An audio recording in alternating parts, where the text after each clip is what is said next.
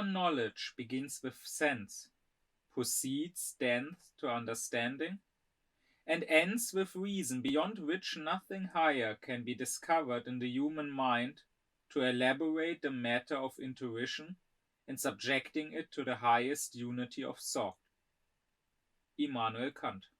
According to Kant, our thinking faculty is a threefold one, made up of the intellect, the power of judgment, and reason.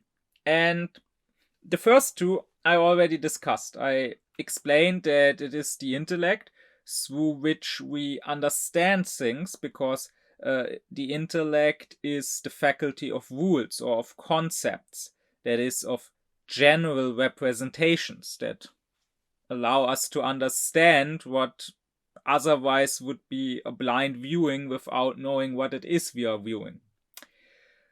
And I explained that the power of judgment lets us apply the intellect's concepts, the intellect's rules.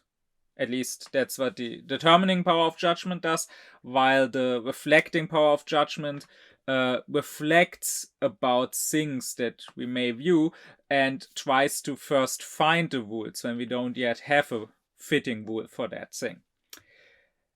So the intellect is about thinking the general, and the power of judgment is about, Kant says, bringing the specific under the general. But that leaves the question, what is reason? And that is a very important question, not just for Kant, but in philosophy, and I would say in life. And it is a question that few can answer. I mean, reason is a word that people have some vague associations with. People use the word reason. But if you actually ask them what it means, if you actually ask them to define it, they usually couldn't.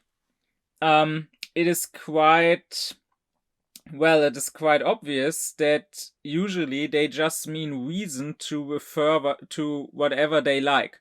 And irrational is whatever they don't like. So here in my country of Germany, the word is quite popular in political debate, and you hear people saying we need more reason in politics, and this or that policy or party is completely unreasonable and irrational, and you can't make reasonable politics with them. But again, all they are saying really is we like this policy and we dislike this policy or party, because that's all reason means. It's just a label to put on whatever you like. But of course, that makes it an empty word. It means nothing then. But it's not just the lay people. It's even the experts who usually couldn't give you an answer. You can try for yourself. You can go to any university if you have the chance and go to the professors of philosophology and simply ask them, what is reason? And I mean, you would assume that they should be able to give an answer if this is basically what their job is, what they have dedicated their lives to, philosophy. Then you would assume that this should be something they know. What is reason? But most of them will probably not be able to give you a straight answer. But, well, this is not meant to be a simply polemical lecture, so let's get into what reason is, according to Kant. He says that reason is sort of the higher intellect. And I will stress again what I said in previous lectures, that these three thinking faculties, they are of course not necessarily completely separate entities in our mind or whatever, but rather we of course have one and the same thinking faculty, which Kant often calls the intellect, or also sometimes reason in the broader sense, which can work or which can be applied in these three different ways. So in a way, reason and the intellect are one. But you can think of reason as a sort of higher intellect. As the intellect brings synthetic unity into sensuality, into the manifold of the sensual, because that, as I said in previous lectures, is what all thinking does. Thinking doesn't produce its own material, Kant says, it only brings form, the form of synthetic unity of the manifold. That is, it connects many parts into one. And the intellect does that to sensuality. Well, reason does that to the intellect. Reason does that to our thoughts. It brings synthetic unity into our thoughts. Therefore, being a sort of higher intellect. Reason is described by Kant as the ability to think a priori. So if the intellect is the thinking faculty in general, then reason is the a priori thinking faculty.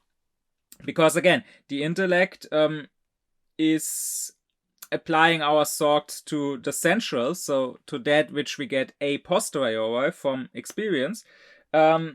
Reason doesn't need experience. Reason is only applied to thinking itself. Kant also describes it, if the intellect is about thinking the general, and the power of judgment is about either applying the general to the specific or finding the general to the specific, then reason is about deducing the specific from the general. And since this description as such is pretty abstract, let's go into detail and let's go into examples. Let's start with looking at reason simply formally. That is in terms of logic, because as I explained in my lecture on what is philosophy to Kant, he describes logic as the purely formal philosophy, which is not dealing with the material, with the content of our thought, but rather just with the formal laws of thinking. And therefore, if we look at reason just formally, we are looking at it in logical terms. And logically, Kant says the intellect is the faculty of concepts. The power of judgment is, of course, the faculty of judgments. Reason then is the faculty of conclusions. That would be, once again, its logical definition. It is that part of our thinking which allows us to draw conclusions. And a conclusion, just like judgments are made up of several concepts, so if I say that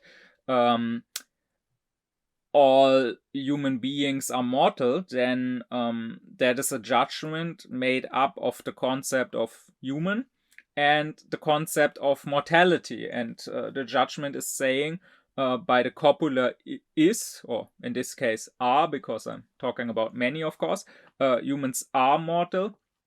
By this copula, the judgment is saying that these two concepts are connected. There is a sort of relation and dependence between them. Well, just like judgments are made up of several concepts, Kant says conclusions are made up of several judgments.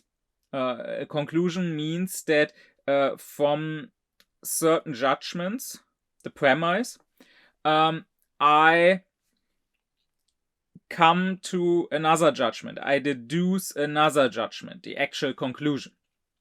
So in classical logics, deriving from Aristotle, this is called a syllogism. And a syllogism is made up once again in classical logic, of three parts. It has two premises, a major and a minor, and it has the conclusion. So let's take the well-known example, all men are mortal. Socrates is a man, therefore Socrates is mortal. In this example, the two premises would be that men are mortal and that Socrates is a man. Those are the statements, the propositions from which I'm then drawing the conclusion. And the first one, all men are mortal, is the major. It's making a general statement, right, about all human beings. And then the minor is about Socrates being a human being. So it subsumes this specific case, here the case of Socrates, under the major. And then we draw the conclusion. Therefore, Socrates is mortal. And Kant would say that these three parts in the syllogism, they are related, or they come from the three thinking faculties. So the major, Kant would say, comes from the intellect. Because, once again, the intellect is the faculty of concepts or of rules. And the major is a general statement which states such a rule.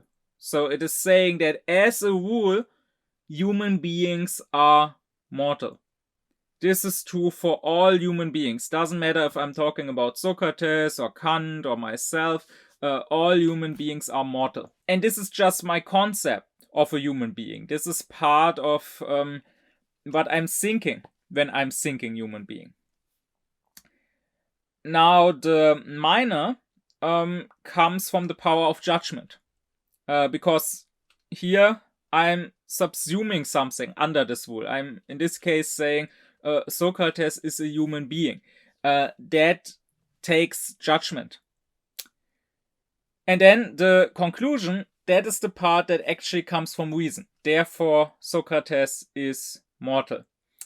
And here we can maybe better understand what Kant means when he says that reason deduces the specific from the general. So the general would be the intellect's rule. All human beings are mortal. And now reason allows me to deduce each specific individual case, to deduce that Socrates is mortal, or Kant is mortal, or I myself am mortal, as long as the power of judgment comes in the middle and tells me that these, Socrates, Kant, myself, they fall under the rule. They are indeed men. But once I know this, then I can deduce the specific case from the rule. And also, maybe from this you can better understand why Kant calls the reason a faculty of thinking a priori. Because to draw such a conclusion, we don't need experience. I don't need the experience that Socrates indeed died to know that he is mortal. I mean, otherwise I could say that, okay, Socrates was mortal because he died, but I could not say that I am mortal if this depended on experience, right? Because so far I have not died even once. So, how do I know I'm mortal? I know through thinking, because I know this general rule that all human beings are mortal, and I know that I'm part of that group of the human beings, so therefore I can conclude that I'm also mortal. Now the conclusions, they are drawn from the premises. Where the premise comes from, that's another matter. The premise, of course, doesn't need to be a statement a priori. It could be, like in this case, that humans are mortal, something I know from experience. It could be something I know a posteriori. But the conclusion as such, so that humans are mortal, I know a posteriori, but that if humans are mortal, then Socrates, being a human, is mortal, that I can now know a priori. And that is what Kant means when he says reason does not directly depend on experience. It may, of course, indirectly depend on it, taking the premises from experience, but reason itself, drawing conclusions through reason, that requires no experience. And therefore, Kant would say that experience in this case is as necessary as moonlight in the sunshine. All experience can show us is give an example for our conclusion, for the truth we arrived at. But it doesn't really show us anything new in this case. It doesn't really teach us anything. As long as we concluded correctly, as long as there was no error in thinking, and of course as long as the premises are correct, then we know with absolute certainty, and we don't need experience to first confirm it, we know with absolute certainty that what we concluded must be the case. Now, of course, whether the premises are correct, that's once again another matter, because of course I can also make conclusions from incorrect premises. I could say human beings are immortal, Socrates is a human being, therefore Socrates is immortal. Now, here the premise that the major that human beings are immortal is incorrect, but the conclusion is correct, of course. It's a logically correct conclusion. If human beings were immortal, then Socrates, being a human, would also be immortal. And once again, experience here, so in this case the experience that Socrates died, would not show us that our conclusion was incorrect. The conclusion is absolutely correct. The experience was can make us realize that the premise, human beings are immortal, that premise was incorrect. This structure of the syllogism and this relation of its three parts to the three parts of the thinking faculty is very central to Kant's system and to the architectonic of that system. And I already talked in another lecture about Kant's architectonic method. We already had in previous lectures examples for that. The best example, of course, would be the table of judgments and the table of categories, both of which I already made a lecture about. Because these, Kant would say, do have under each of the four titles, so quantity, quality, relation, and modality, they do have this exact structure of the syllogism. The first category would always be the major, coming from the intellect. The second would be the minor, coming from the power of judgment. And the third would be the conclusion drawn from them. Or also in the lecture on what is metaphysics to Kant, I said that to him, metaphysics has to deal mainly with the three ideas of God, freedom, and immortality of the soul. And he says that their relation is like that of a syllogism, with God being the major, freedom being the minor, and then I can draw the conclusion, if there is a God and if I am free to be good, to be virtuous, then I can expect that if I am that, if I do use my freedom to be moral and to thereby do what God wants me to do, then I conclude that my soul will live on and will gain the felicity it deserves by being virtuous. But also in other cases that I haven't yet discussed, like in Kant's political philosophy, his philosophy of justice, he would describe the three powers of the state, which we also have today, as having this relation of the syllogism.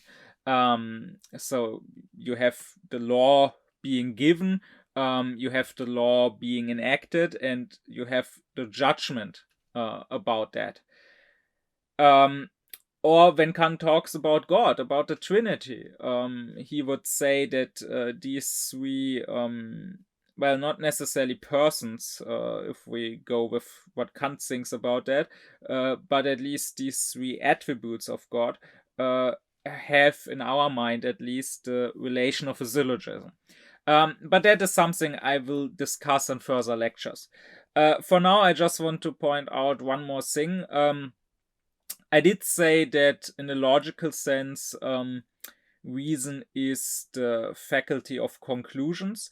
In fact, Kant also says that, but to be a bit more precise, he also makes it clear that the intellect can also draw conclusions.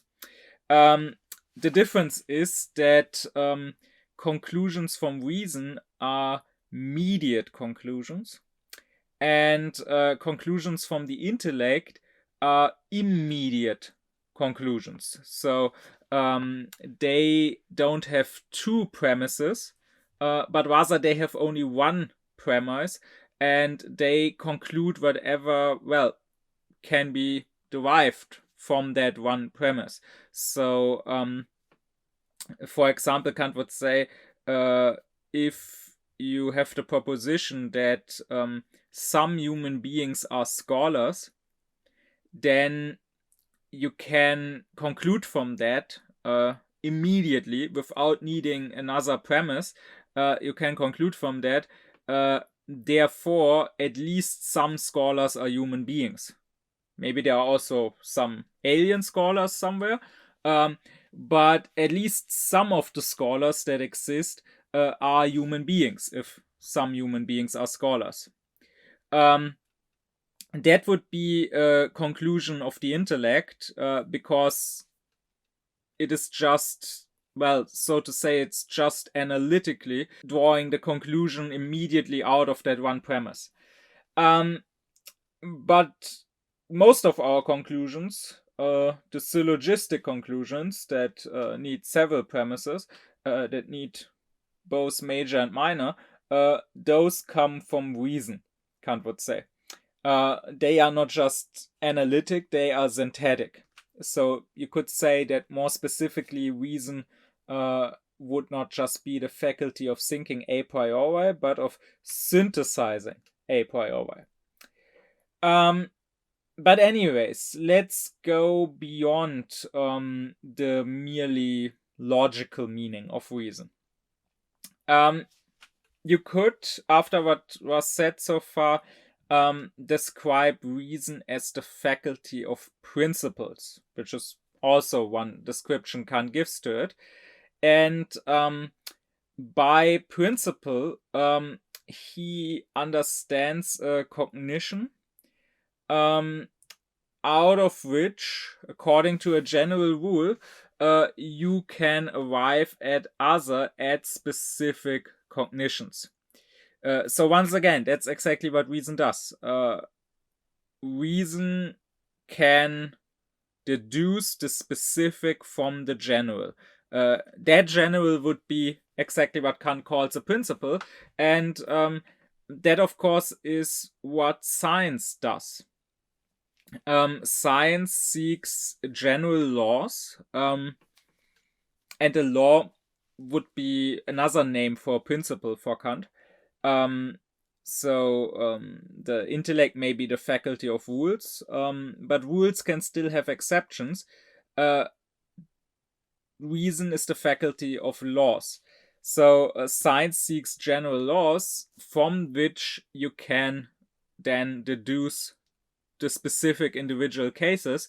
And as I said before, once you have that, you don't even need experience to confirm it. Experience would just be an example to you, which wouldn't offer any new insight once you have that law. So let's take mathematics.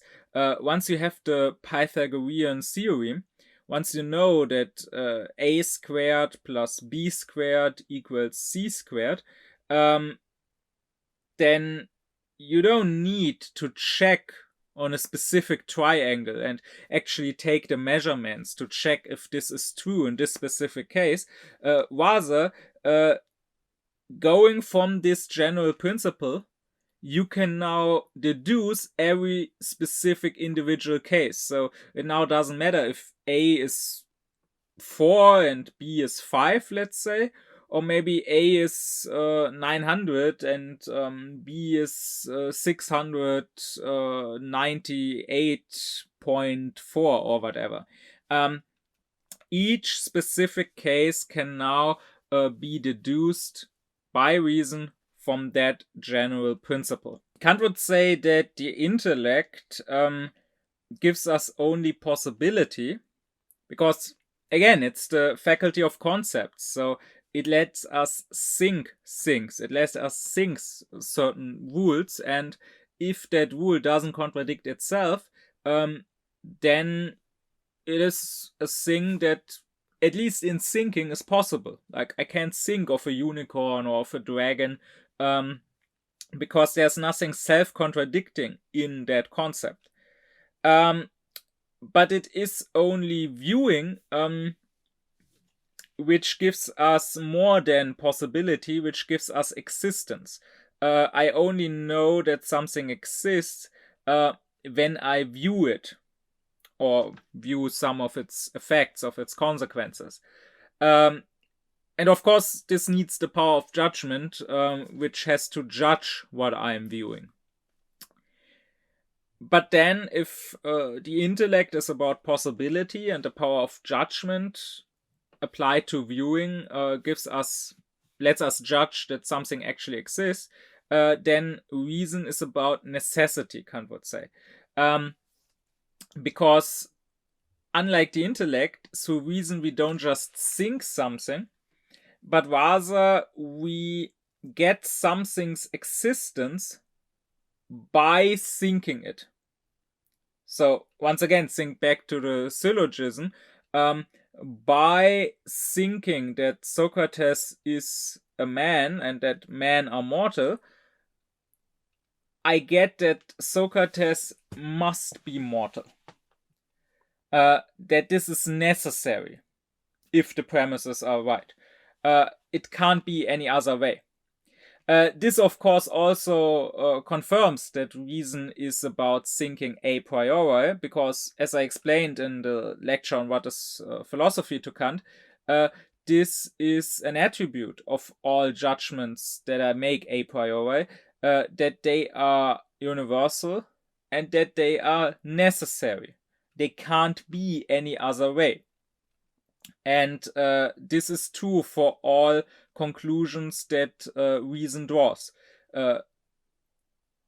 Based on these or that premises, so if we accept the premise, then this conclusion must necessarily be true. It can't be another way. Reasonable or rational, therefore, is anything which follows with necessity from a universal principle. And reason, according to Kant, therefore, means the ability to justify, whether it's our opinions or our actions, through reason, we can give a justification for them. We can give a justification why this should be true or why this should be done.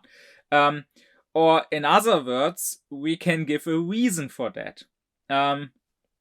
This is actually something that the German language isn't so clear about, because here reason as a thinking faculty means Vernunft, but the reason why something is the case means Grund, so two completely different words. But in English, it's both reason. Just like in Latin, for example, it's both ratio. And this actually does make sense, because, again, reason is that which lets us understand the reason of something. So the principle out of which this something must be and can't be another way. But if this is what reason means, then it also becomes quite apparent, if you just reflect for a few seconds, how very irrational this world we live in is, and how very irrational most people are. Because the thing is that as human beings, we are beings of reason. So therefore, we can't help giving justifications, giving reasons for our opinions or for our actions that seem to be rational.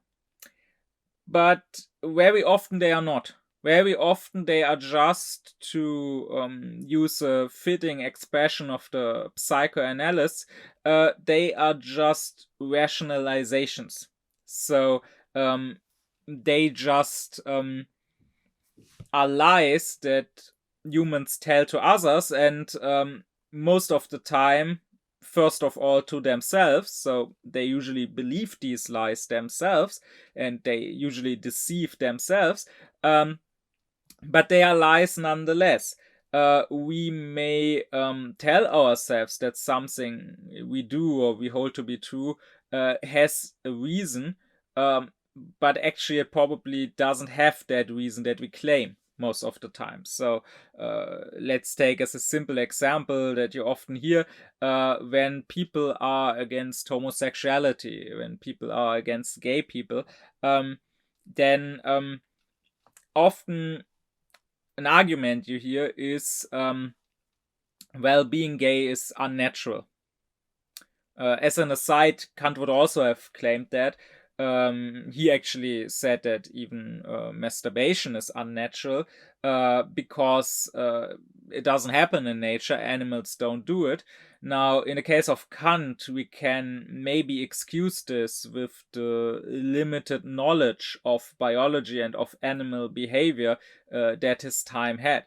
But of course, nowadays we do know that masturbation, and for that matter also homosexuality, actually do happen amongst animals. But anyways, the point is, if someone is against gay people and you ask them why, then if they answer you, if they don't just say, well, because I feel like it, and now fuck off, if they give you any sort of justification, then they must necessarily at least act like they have a reason, a rational reason.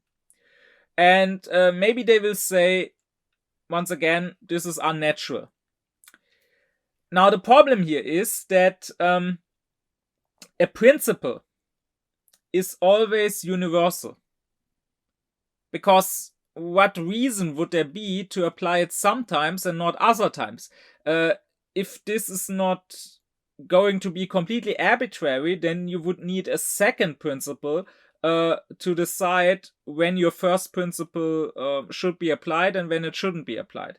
So if you claim the principle that you are against unnatural things, well, then maybe you should go into some forest and climb a tree and live there.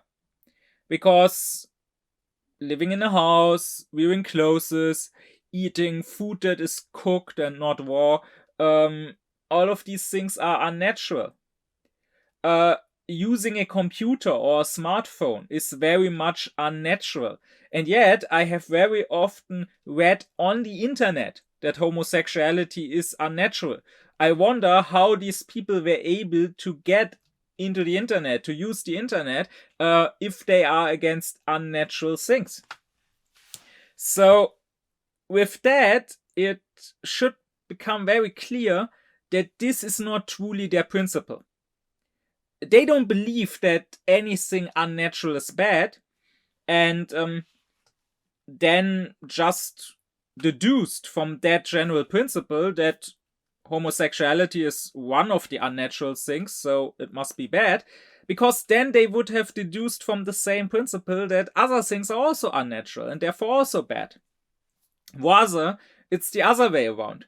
They didn't start with the principle and got from the principle to the individual cases, but rather they started with this specific case, hating gay people, for some completely different reason, probably because they were raised that way and never questioned that or whatever, but that's besides the point here. But for one reason or another, they simply hate gay people, and now afterwards they make up a principle to appear more rational. And once again, that's not just a lie they tell others, that's first and foremost a lie they usually tell themselves. They want to appear more rational to themselves, but clearly they aren't. And this would be a piece of advice I'd give you, a piece of Aufklärungsadvice. You can do this with your own opinions, and you should, because Aufklärung is about self-reflection first and foremost. You could do this with others' opinions. Whenever someone gives a reason, gives a justification, whether they want to or not, whether they reflect on it or not, they are claiming to be following a universal principle. So just ask, is that principle truly universal? Is every specific case that would follow from that principle really something that they indeed accept? If not, then they are liars. And that is true in most of the cases. Like, for example, right now here in my country, in Germany, we have Nazis on the rise. And we have a Nazi party that's getting stronger and stronger. And we have a bunch of other parties whose only reaction, whose only attempt to weaken the Nazis again is becoming Nazis themselves. So trying to be as anti-immigrant, as anti-refugee, as racist as possible, in the vain hope that people will then turn away from the racists to vote for the other people who now became racists. And yes, of course, that's a very stupid plan, and it works just as well as you might expect. But the point is, recently there has been a lot of talk about knife stabbings. If you follow the media, if you follow people in comment sections, apparently it seems like you can't go onto a street in Germany anymore without some refugee stabbing you with a knife. This is of course not true. Knife stabbings are of course not a real issue. I mean, of course, even a single knife stabbing is one too many, but in the grand scheme of things, they're not a real issue in Germany. But it's one of those things that if they get repeated enough in the public and by enough people, then lots of people simply start believing that till it reaches a point where someone like me, who, well, sticks to reality and doesn't let himself be influenced by what a majority might claim, will eventually seem to be naive and detached from reality to most people. But that aside, people who want all immigrants and all refugees gone will claim they are not racist. And they will point at these knife stabbings to justify their racism.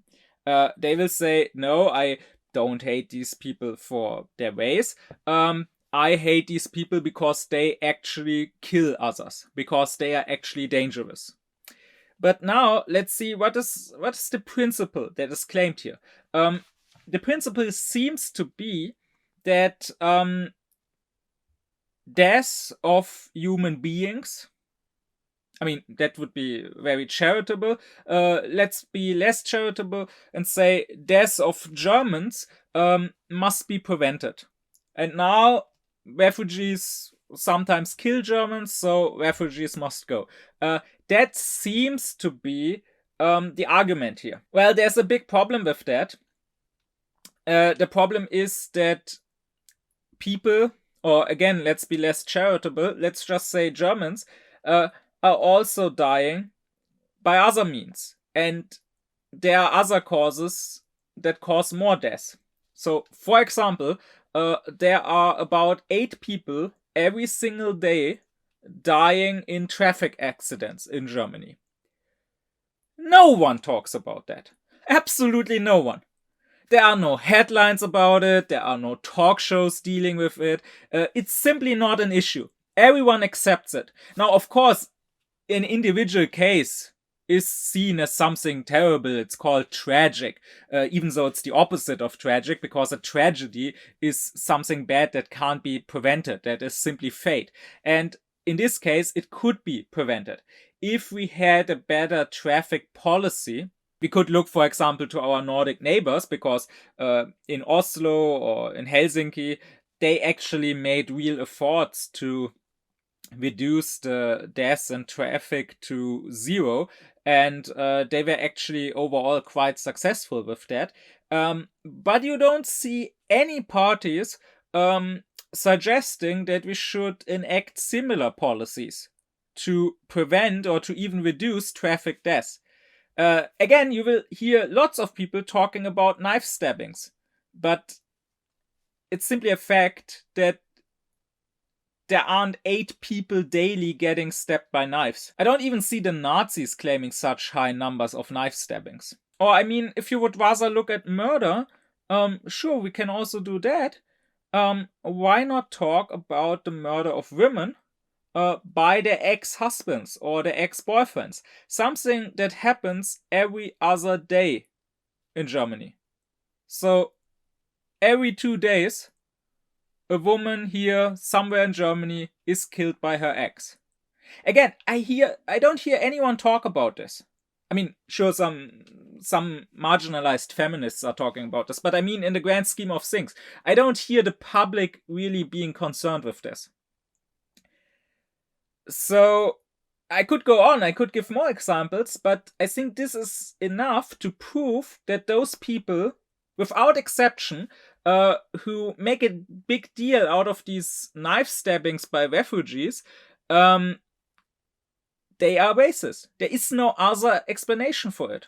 I mean, even if we assume that every single knife stabbing in Germany was done by refugees, which is also not the case, the majority are actually done by Germans. But even if we assume that they were all done by refugees, there would still be way more people dying in car accidents, or there would still be way more women being killed by their exes. So why should we not tackle these problems first if what we really want, if the principle that we are going by is preventing death? The only possible explanation I have is because we don't want to prevent death, because we don't care one bit about people dying unnecessarily, but rather we are just racist. And we just want to find an excuse, a rationalization for that racism. And I know some people will not like to hear that. I know some people will start fuming when I say that. I know some people will leave a dislike or will throw an insult, but I have to point out, guys, that this kind of reaction is not a refutation. A refutation would be if you could explain to me either how my numbers are wrong and how actually knife stabbings by refugees are the number one cause of death in Germany and there's no bigger issue causing death in Germany, or you would have to explain to me why you focus on this topic specifically when there are so many other dangers, so many other causes for people dying that could be tackled first by politics. Again, I don't see any reason why anyone would do that, unless, of course, they were racist. So, again, if you think about it, you will see that our world is extremely irrational. You can very easily expose people's irrationality simply by asking yourself, well, these principles that they claim to follow in this specific case, do they follow these principles always? But you can also look around at how our world works, how institutions work, how politics work, and you will find it doesn't follow principles. So, for example, Kant would lament that the laws are not derived from principles. And if you look around at the laws in any country, you will find that the laws are a mixture of tradition, like there are still some laws left from past decades or even past centuries in some cases that maybe no one really wants anymore, but that are still there simply because they were put there at some time. Then there are laws that were drawn up because they benefit a certain group, a certain class of people. There are laws that were put in place for ideological reasons. There are laws that are shallow compromises between different parties, different political factions that no one was really content with. But many laws don't follow a rational principle. And whenever we pretend they do, once again, it's easy to expose that they don't. Like, why, for example, are alcohol and cigarettes allowed, but many other drugs are forbidden? So if you tell me those other drugs, they are illegal because they are dangerous, because they are unhealthy and people can get addicted to them, well, I have news for you. The same is true when it comes to alcohol and cigarettes. So if that is your principle, if you're saying the state should make anything illegal that could harm people and that could make people addicted, then you would need to make those illegal too. And if on the other hand you're saying no, people are adults, they should be free, they should be able to make their own decisions, even if they end up being harmful decisions. The state cannot be the big daddy preventing any sort of harm. Therefore, something like alcohol should not be illegal. Well, okay, that's a valid argument, that's a valid principle. But then the same would have to apply to other drugs. But making this distinction makes no sense. I mean, it can, of course, be explained historically how that came about. And there are, of course, ideological explanations why some things like alcohol are not really seen as a drug, they are seen as normal, and other things are not. But this has nothing to do with rationality. Or if you ask, why is incest forbidden? And on the other hand, something like homosexuality is allowed. There's no good reason for that. If the answer is, oh, incest could cause babies being born with disabilities, well, first off, if you want to prevent disabilities, you wouldn't have to forbid any sort of incest. You would just have to forbid inbreeding. But that aside, disabilities are not just caused through incest. They can also be caused by people getting children at an older age. So, like a woman past 40 has a higher risk of getting a disabled child. This is somewhat known, but what is less known is that for men, the risk also gets higher with age. So why don't we make it illegal for people past 40 to have sex? Of course, if any politician tried that, his career would be at an end. There would be a big revolt, and a justified one. But then again, it would also be justified for people wanting to engage in consensual incest to revolt. Of course, they can't because there are too few of them, but that's really the only thing preventing such a revolt. Or likewise, people who are not related, but who both come from families where certain disabilities are inherited, they also have a risk of conceiving a disabled child. Actually, a higher risk than two siblings would have who come from a healthy family. So, obviously, wanting to prevent disabled children is just a rationalization, but it's not the true reason why incest is forbidden. And I mean, it's not just forbidden. People will also say it's disgusting, it's gross. This clearly has nothing to do with disabled children. Thinking that a brother and sister kissing is gross is not because that kiss would produce a disabled child. No, this, of course, has more to do with the way you were raised and socialized. It has more to do with our culture.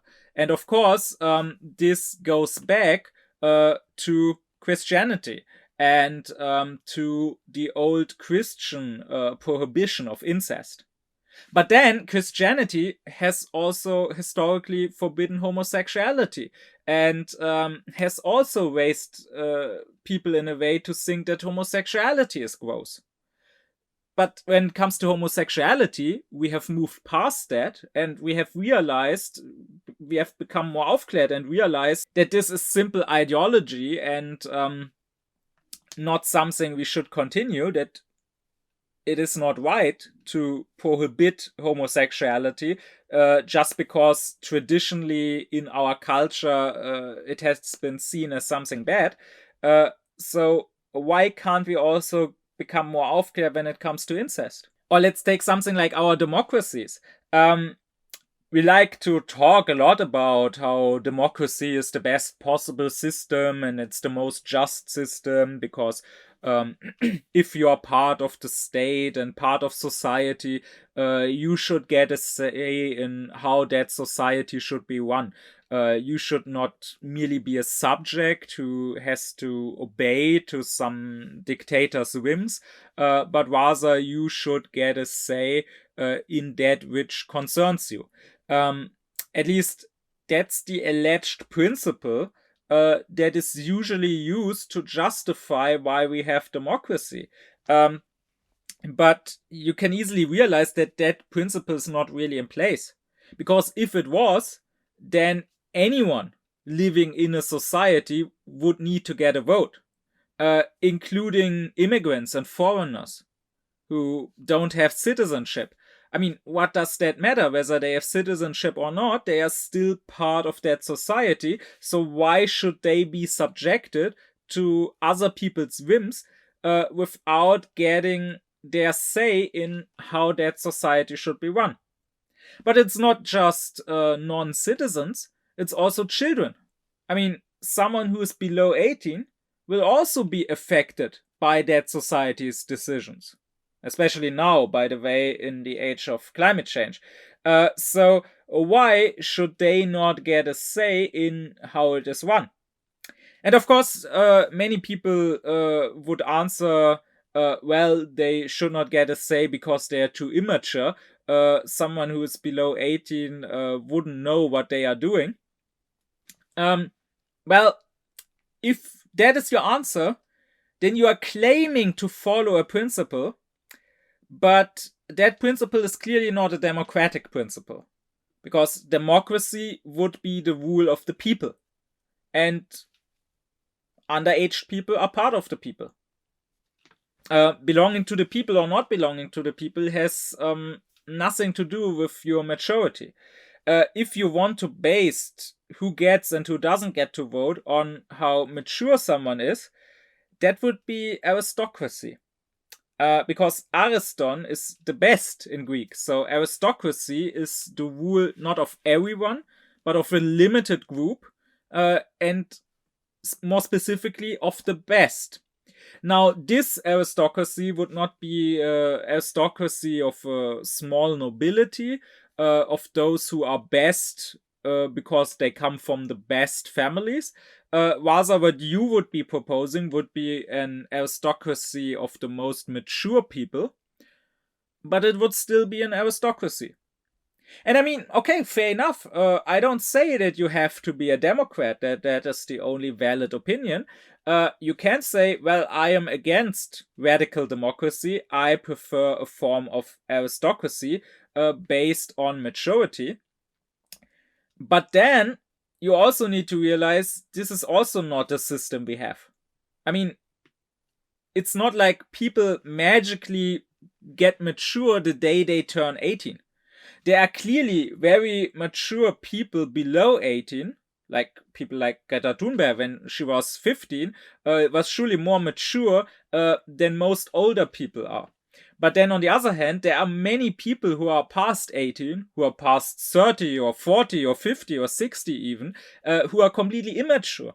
I mean, there are people that are conspiracy theorists. There are people that will claim that the world was first taught technology by ancient aliens, or the earth is actually flat, or there is no climate crisis. Those people also get to vote. So if you let complete nutjobs vote, why can't you let someone who's 17 or 16 or 15 or even 8 years old? I assure you, the average 8-year-old, I'm not saying he would be very good at understanding politics, but I'm saying he would probably not be worse than some flat earther. So clearly, basing voting on maturity is not our true principle. Because if it was, then we would not base it on age. We would have to come up with some sort of maturity test that you would have to first pass. Then you would need a voting license like you need a driver's license. But that is not the system we have, and that is not the system most people want to have. So what all these examples and many, many more that you can think of yourself show you is the world is not organized in a rational manner. Because rationality, once again, would mean having a single principle and then applying that principle, and the specific case would leave no room for freedom. The freedom is in which principle we want to choose, but then the specific case is deduced with necessity from that principle. And if it is at odds with that principle, that means we are at odds with ourselves. That means we are irrational. And of course, we could discuss which principle would be the best. Like, for example, when it comes to the state, there are various principles proposed. Some people think that a state and its government should be watching over the virtue of the citizens. And that includes all those people whose definition of what virtue means is based on their reading of the Bible or the Quran or whatever. So if a government forbids homosexuality because it is wrong and you go into hell for it, or if a government forces its women to veil themselves, that would be trying to force a sort of virtue onto people. And of course, this is clearly a very bad principle. It is a principle that you can only follow if you misunderstand what a state is and what justice is. Because, as Kant would say, virtue is on the inside. It is something in the heart, not just our outer actions. But the law can only force our outer actions. So, of course, through law, I can maybe force someone who is homosexual to not engage in homosexual acts because he fears the consequences, he fears the punishment. But I cannot, through law, make him stop wanting to engage in those acts. I cannot force him to suddenly become straight. I can only force him to act straight. And therefore, the state, even if it tries, cannot enforce virtue. And I mean, especially if I believe in some God who can see into people's hearts, then I should believe that God will judge their hearts and not their actions. If homosexuality is indeed evil and worthy of hell, then God will probably see, all-knowing as he is, that the gay people just didn't engage in their gayness because the state prevented it and not because they didn't want it, and he will probably still throw them into hell. which also wouldn't be my problem if I'm not one of them. So that's another reason why I don't have to enforce other people's virtue, because my virtue doesn't depend on it. Another principle that many people would want the state to follow is saying the state should be responsible for the people's happiness. The state should make people happy. But that, as Kant and also Fichte would point out, is actually the principle on which despotism is based. Because everyone has another concept of happiness and everyone has another way of becoming happy. The state should give us the freedom to make ourselves happy, but it should not try to force us to be happy. That would mean that whoever is in charge takes his concept of happiness and forces it onto others. And I mean, that's exactly one reason why the communist regimes, even if they may have had good intentions, always ended up becoming despotic or even totalitarian.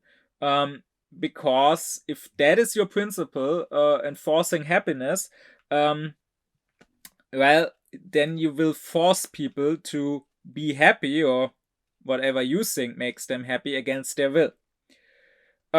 Which leaves us with a third principle, and that is, of course, the principle of freedom.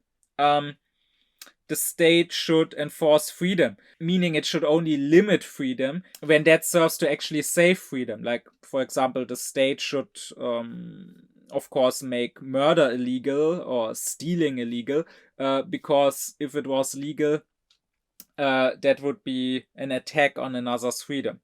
And that is indeed the principle which Kant will follow. So I will talk about that more when I get to Kant's philosophy of justice sometime in the next year.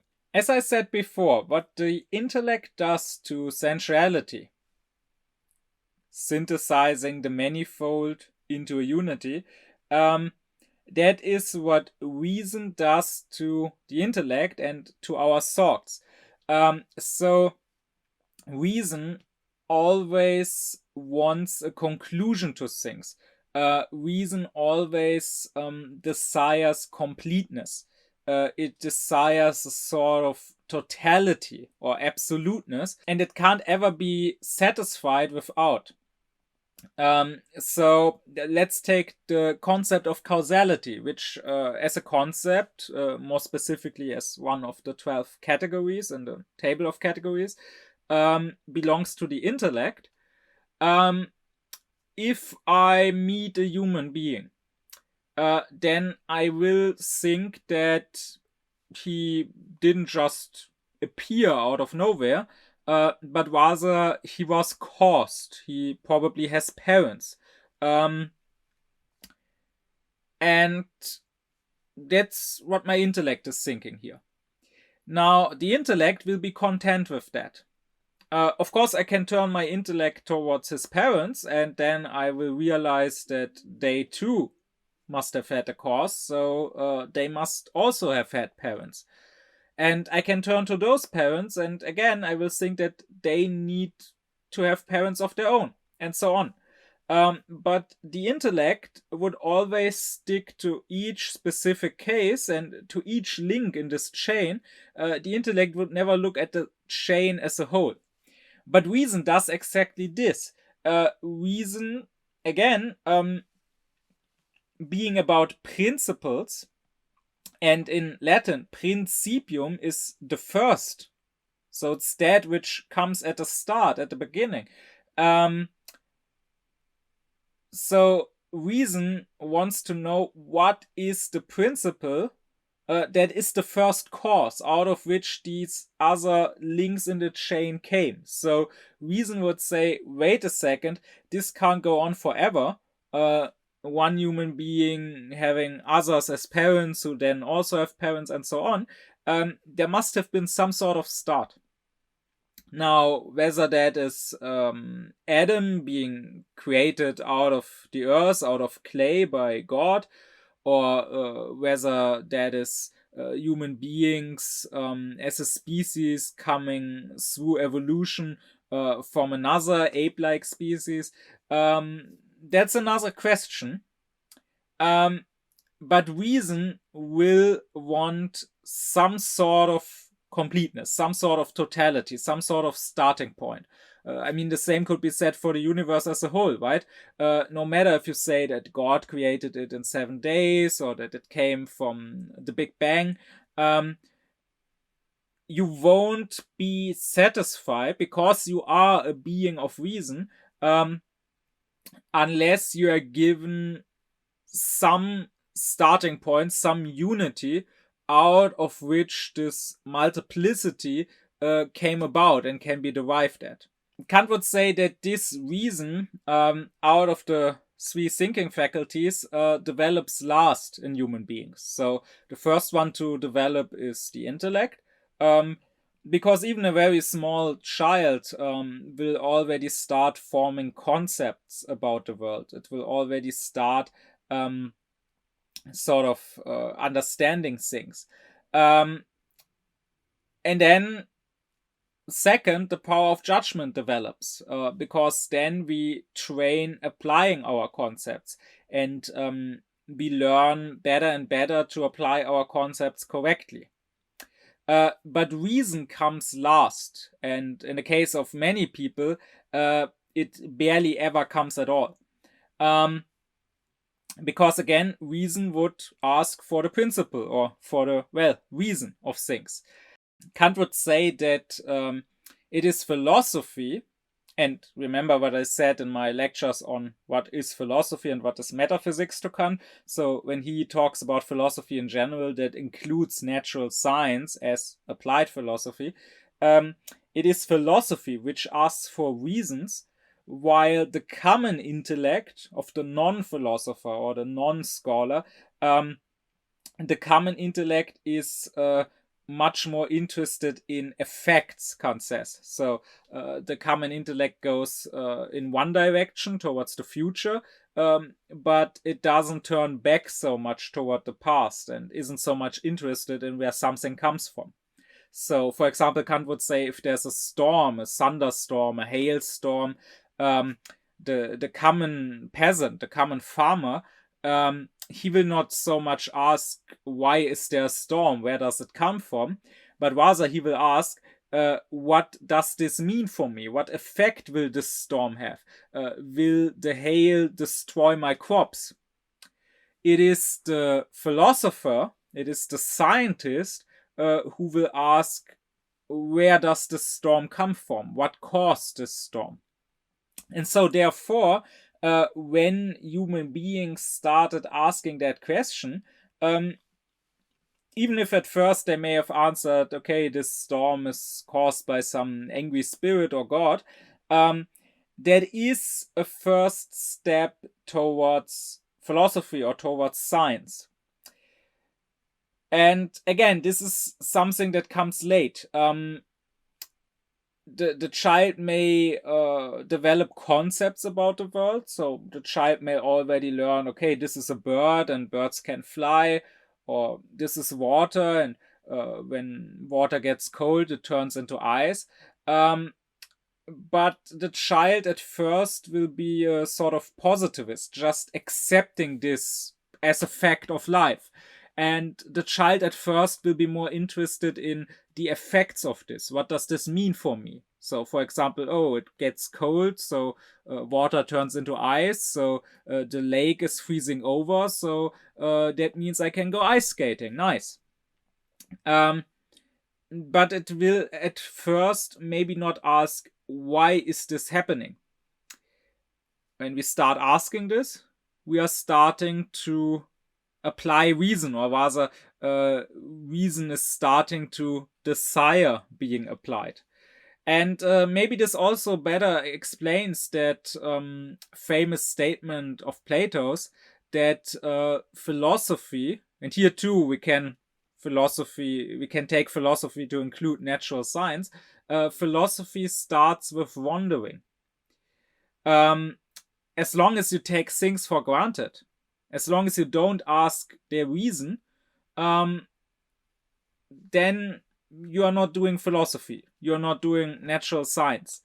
But the moment you start not taking even the daily things that are everywhere around you for granted, but rather ask why, where do they come from, what is the principle which makes them necessary. They may not have absolute necessity, but they have a relative necessity, being caused by something else. What is that cause? As soon as you start asking that, that is when your reason starts developing. And so you can sort of measure how reasonable someone is by how many things they just accept and how many things they question. And this, of course, is something that needs leisure. Like when you are completely entwined in daily life, in your daily affairs and worries, then you cannot really question things. You need to be able to sort of take a step back and look at things from the outside in order to let your reason do its work and ask its questions. Which is exactly why Fichte would later say that leisure is the true wealth of a nation. So we can't measure the wealth of a nation in luxury goods, in money, how much money people have, how much they can buy. If they still have to work all day, it doesn't matter how much money that work brings in. It doesn't matter how much economic growth there is. There needs to be growth in leisure, Fichte would say. There needs to be growth in free time. So he would say that with better organization and with better technology, we should be able to reduce working hours so people have more time to actually think, to actually educate and cultivate themselves. If you still have to work 8 hours a day, 5 days a week, it doesn't matter that pays enough to buy a house with. You are not wealthy. You are still pure, Fichte would say, because that which actually matters, your reason, still doesn't have much space or much time to develop. This importance of leisure might also help in better understanding the role that Kant sees the philosopher in. I talked about this in my lecture on the conflict of the faculties, which, by the way, out of those Kant lectures I gave so far, is one of the most important, as it doesn't simply explain a specific sort of Kant, but rather helps understand Kant's whole project and what he actually wanted with his thoughts. And in that lecture, I said that the 3 higher faculties of the time, so the theologians, the jurists, the physicians, they, according to Kant, they are always, so to say, a part of society and of the state, and they have a job. They are intertwined with society, and that means that they can use their reason, but not entirely freely. They have to use their reason within certain bounds or for certain goals. And only the philosopher, which here means the philosopher in the broader sense, so not just a metaphysician, but it could also include a natural scientist, as long as he really is just that, as long as he is just freely doing research and inquiry. The philosopher is the one who is truly free to ask this question of reason, this question about the beginnings, about the first principles, and who is not bound by any other considerations. Like the theologian cannot go beyond the dogmas of his church unless he wants to leave his church. But the philosopher should be free to ask, for example, where does the human being come from, and to not be bound by the Bible saying, well, we come from Adam and Eve or whatever. And this is very important to Kant, because this should also be how you speak publicly. I will talk about this more when I get to Kant's concept of Aufklärung and of free speech.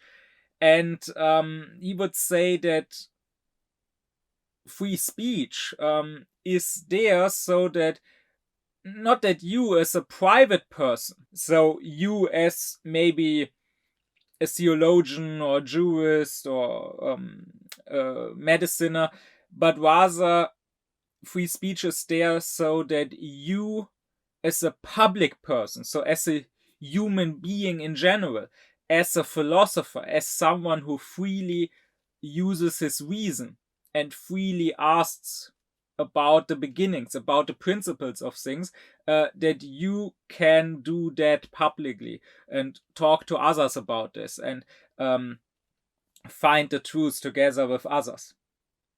So that is why this freedom, this leisure is so important to the philosopher. His reason must not be bound or tied up. I have two remarks here to make about this desire of our reason to ask for the origins, for the principles, for where things come from, and therefore also for, well, the justification of things.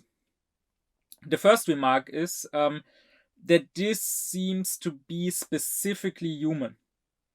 So I don't see any animals asking those questions. And that is an important remark, especially in our day, because the reigning ideology now claims that humans are just animals and there is no difference in quality. Maybe in quantity, maybe humans are smarter, but they are not fundamentally different from animals. And often you get pointed at animals that are very clever, that can use tools and solve problems as a sort of proof. And to be clear here, sure, biologically humans are animals, and Kant also said that. But to him, humans were more than just their biology. They were more than just organic beings amongst others. And I think one thing that points at this is exactly that we have reason, meaning we ask for justification, we ask for principles, we ask for, well, in English it's even the same word, we ask for reasons. And animals don't do that. Even the clever animals, they may use tools, but I don't see them asking where things come from. Which is also why I don't see them have anything like religion or science or philosophy. So there seems to be indeed a fundamental difference. If anything, coming from Kant, you could maybe argue that animals have a certain intellect. Because the intellect to Kant is the faculty of concepts or of rules.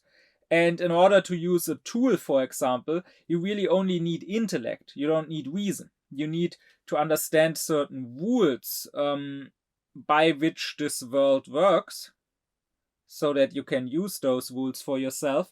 But you don't need reason that asks, where do these rules come from? What are the laws and the principles that govern those specific rules? To be clear, Kant would say that animals also don't have intellect. He would say that what we can only do through intellect, if animals do it, it's not done by intellect but by instinct. And one indicator for that would maybe be that there is no development, right? So sure, some animals may be clever, they may be skillful, they may use tools, but even in hundreds or thousands of years, they don't develop their tools. They don't have a technological progress. And if you used intellect, so if you understood rules and used tools according to those rules that you have understood, then you could always expand on that. You could understand the rules better and improve your tools. And that seems to be something that animals don't do. But even if you wanted to say that this is not instinct, this is indeed intellect, okay, but that would still be something different than having reason. And reason is something, at least to my knowledge, that no animal displays.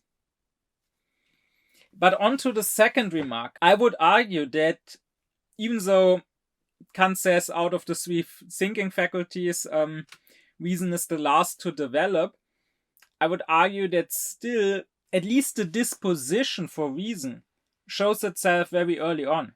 Because you know how children always like to ask why. You tell them something is so and so, they ask why is it like that? And when you give them an answer, they again ask why. And you give a new answer, and again, every time they will keep asking why. And that, I would say, is always already a display of this desire of reason to find the principle behind something, to find, the first reason out of which that something came. And that is also, I would say, why many grown-ups are so annoyed eventually by these questions. Because those questions, they basically show those grown-ups, even if not consciously, they feel it through those questions, they show them how irrational they are. Because a lot of what they believe without good reason. They just believe it because they are used to it, because everyone believes it, but they never questioned it and asked for the reason. And a lot of what they do, or what everyone does, they just do it out of habit. They have never questioned it. They do it because everyone has done it, and they have learned that this is what you do. But then along comes this little child who is not yet part of society, and who has not yet learned what you do, and the child now questions these things. And that makes the grown-ups feel how they have no proper answers. How often just 2 or 3 or 4 questions are enough, and I already hit a wall where I can't give further reasons for my beliefs or for my actions, because I don't have reasons. Because they don't have a firm fundament, but rather they are sort of floating without a fundament in empty space. And the child reminds me of that. It reminds me of my irrationality, and that greatly annoys many grown-ups. But the way they react to this, quite frankly, is child abuse. If they are annoyed and refuse to give a proper answer, that is child abuse. And this is not meant as a mere emphasis. I mean it exactly the way I say. I mean that this is child abuse. When the child asks, by the way, very justified questions like, why can't I have another piece of chocolate? Or why can't I keep playing video games? And the only response it gets is, because I say so, or because I'm your mother, or whatever, then a more aufklärt society would see such an answer and treat such an answer no different from a parent reacting not with such an answer, but with a slap to the face. Because, for one, it comes from the same posture. So, no matter whether the parent is annoyed and says, because I'm your mother, or because I'm your father, or whether the parent is annoyed and slaps the child, both is done ultimately out of weakness. Both is done because the parent is overwhelmed. The parent doesn't know how to deal with the child. the parent is maybe already stressed, having other things to deal with, not giving himself enough time, enough space, and now there comes this child and also wants something. And again, it reminds these parents of their own irrationality. Because unaufklärt people, as Hannah Arendt noted, they are walking cliches. They talk in cliches, they live according to cliches. They don't know why they do what they do. They never ask themselves. They just do it because that's how you do it. I mean, no parent really knows why they don't let their child just eat the chocolate as the child would like. They don't have a good reason to forbid this. They just forbid it because, well, all the other mothers around me forbid it, my own mother forbid it. This is just what you do as a good mother, so I forbid my child eating the chocolate too. And don't you dare tell me it's about health. It's clearly not about health.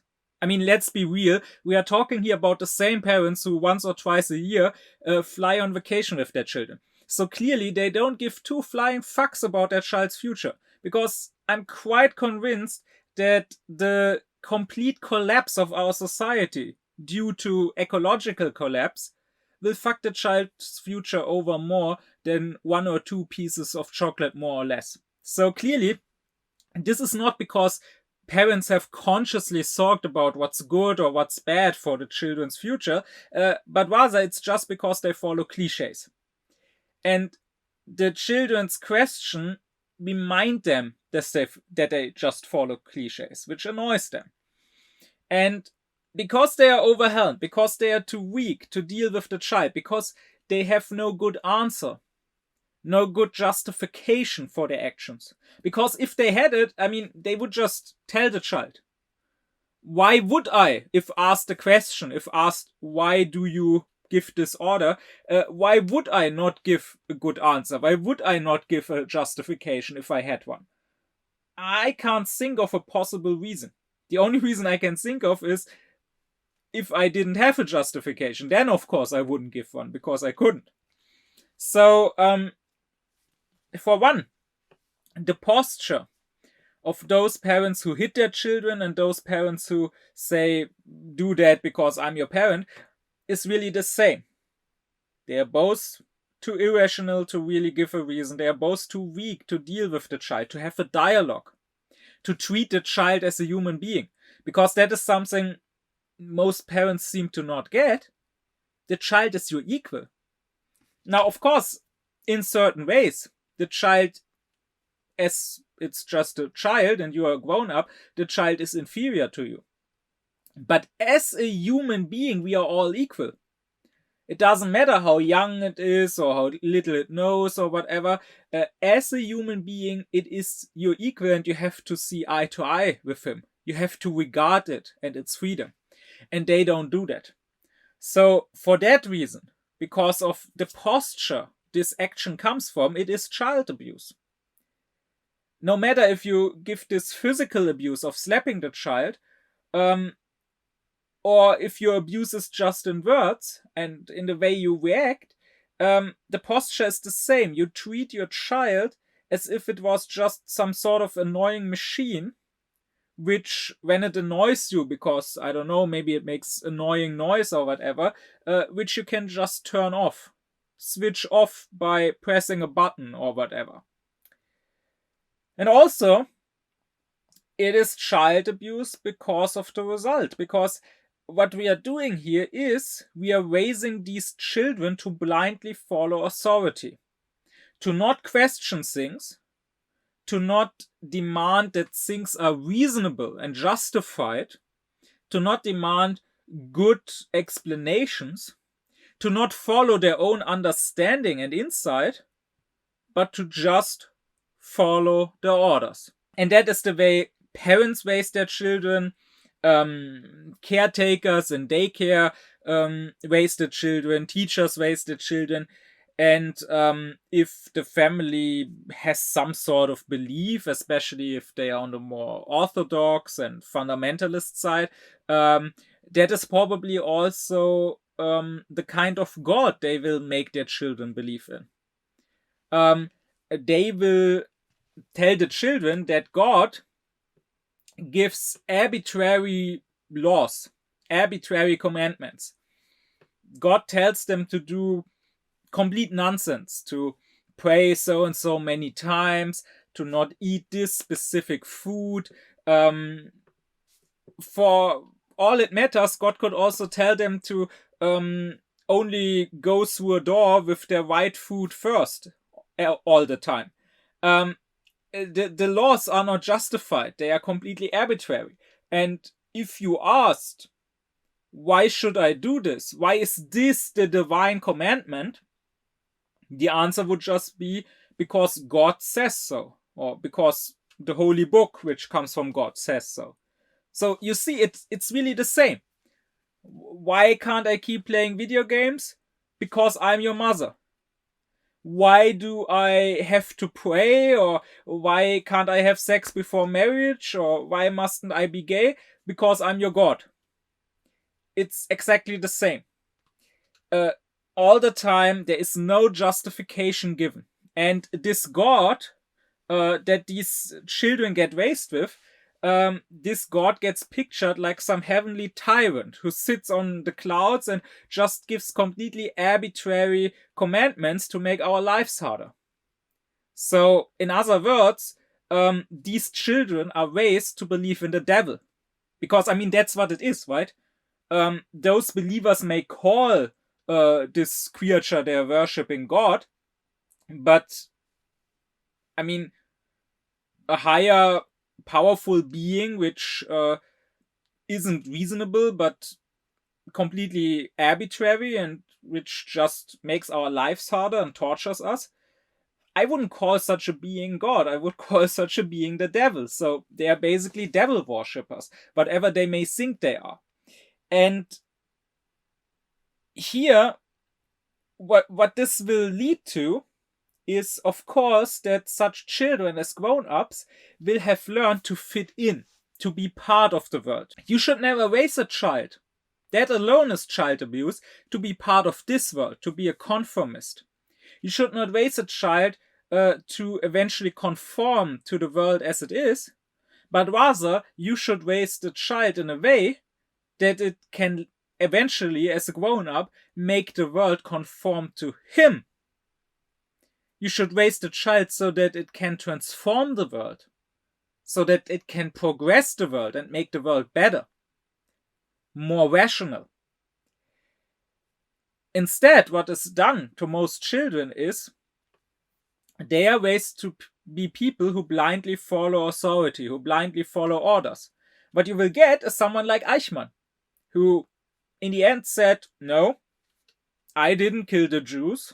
I'm not responsible. I just followed orders. I just did what the Führer told me to do. Why did the Führer tell me to kill the Jews? I don't know. I didn't ask that question. Because here too, the answer is, if you question that, because he's your Führer. You just have to follow his orders. Just like you just have to follow your God because he's your God. Just like you had to follow your mother because she was your mother. If all your life you have been used to just following and you have always been told to not question, why would you start now? And of course, our world now is somewhat different from the time of the Nazis. That is not to say that such following orders doesn't happen anymore, if not at such a large scale, then at least in smaller scales. But what you have today is you have people that get raised to blindly follow arbitrary commandments instead of following reason and their own rational insight. But then at the same time, you have this reigning ideology of Ausklärung, of Enlightenment, which tells people that there is no one above you. There's no one you have to listen to. There's no one you have to answer to and justify yourself to. No one can tell you anything. Anyone is free. Well, both of that combined can only lead to one thing: to people behaving like they are in puberty. So they will constantly refuse to do what they are told. They will constantly rebel, and they will instead follow their own arbitrary desires. And more than that, they will think that is actually freedom. And that is actually proof of their great independence and of their great Aufklärtness. And this will happen first in actual puberty. So they will start having these fights and battles with their parents. And nowadays you have lots of people who think this is normal, or who will even claim this is a necessary and healthy part of development. You need to rebel against your parents. You need to fight with your parents. I never did that with my dad.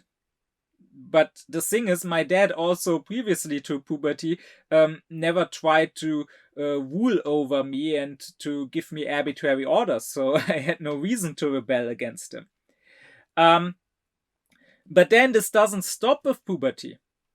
Those people become grown-ups, they come of age, but they are stuck in puberty.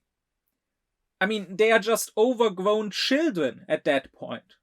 You see that all around us. You see that in politics nowadays. You have these people whining and screaming how the media are liars, the elites are liars that are suppressing them, the scientists and experts are liars, everyone is a liar, but they aren't sheep, they are doing their own thing, they know better than all the experts. And they will think this is freedom. They will think they are free and critical thinkers. When in fact Kant showed very clearly that as long as you follow something which is arbitrary and don't question it, you are never free. It really doesn't matter if it's an arbitrary commandment by someone else, by some alleged god, or by some Führer or whatever, or whether you follow the arbitrary commandments which come not from outside but from inside, which come from your own drives. Still, if you don't question those, you are not free. So just following your own desires to keep flying, keep driving your car, keep eating meat or whatever, without questioning it, you are still not free, because true freedom is only when you act rationally. So when you question things, when you ask for justifications, and not just from others, but also demand justifications from yourself for your own actions, and when you only act according to your insight, when you only do what actually you find to be justified. And that is something that human beings have a disposition for. They do demand justifications from very, very early on, but they are systematically taught to stop doing that and to follow arbitrary commandments instead of following that which actually is rational and justified. So the intellect is what lets us understand, so letting us understand what something is. And I mean, that's also what the name intellect means, because understanding in Latin is intellegere, so it comes from the same root as the word intellect. Likewise in German, where intellect is Verstand and understanding is Verstehen. While reason, Kant says, reason lets us cognize things. So it doesn't just let us understand what something is, but again, it lets us understand why it is, where it comes from which principles. So it lets us understand why it must be that way and can't be any other way. And therefore, you can see how rational someone is by how principled he is, how much order and lawfulness and regularity there is in his behavior and in his thinking. And if it's all just an aggregate, a rhapsody, as Kant would put it, a pile of sand, instead of forming an organic system, then that person is not very rational. And to just give one example instead of many, that's of course how the history of thought is looked at nowadays, as a simple rhapsody. So, and that's also not just how lay people look at it, that's how it's taught at universities. So there was Kant, and Kant had this opinion, and then there was this other thinker who had this opinion, and then there was a third thinker who again had another opinion. As if these are just disconnected pieces, as if these were just different people with different opinions. As long as you look at the history of thought like this, you are looking merely historically. So empirically, you are looking what you can find, and you are not being rational. Being rational here would be, which is something that, for example, Fichte did in his basic characteristics of the current age.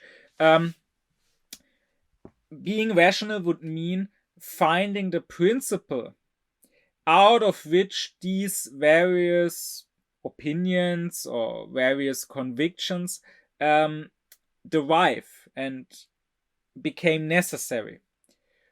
So, and this is something, this is what would turn history from being just, well, a chronic of events into science. So this is something that you can demand from anyone wanting to talk about this topic of the history of thought and wanting to make judgments about it.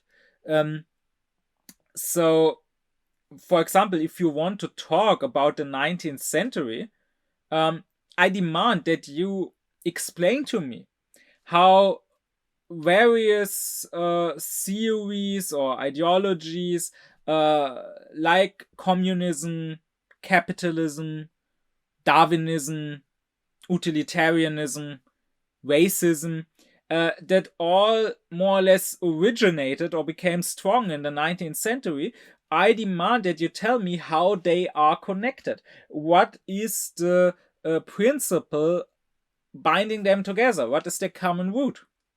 It is, of course, the ideology of lack. Or if you want to talk about our present and about the current political situation, then I expect, if you want to be seen as rational, I expect from you that you realize that all major political parties and various movements, they all come from the same root. The left and right, they come from the same root. They are all liberals. They are all egocentric. They all therefore make their own sensitivities the highest law and principle there is.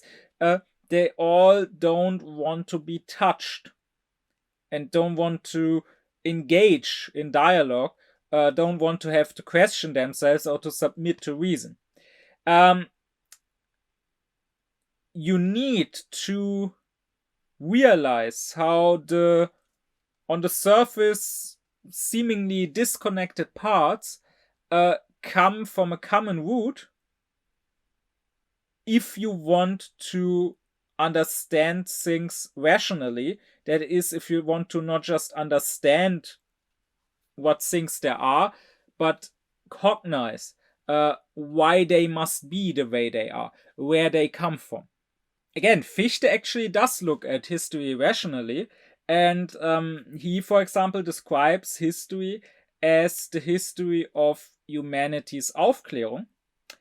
And if that is your principle, then it follows with necessity that there must be an age where people act blindly, maybe not unreasonably, but they follow a blind reason without understanding it themselves, an age of the instinct or of authority, like the Mosaic law, like the Mosaic law.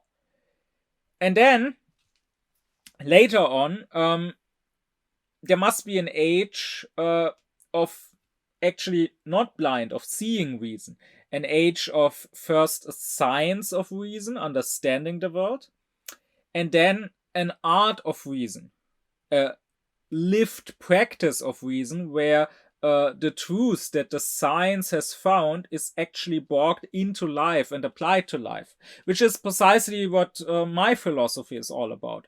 While someone like Kant or also Fichte worked on that science of reason, I believe that it is time to open an entirely new chapter in the history of philosophy after over 2000 years, the chapter of the art of reason, where we bring that science back down into life.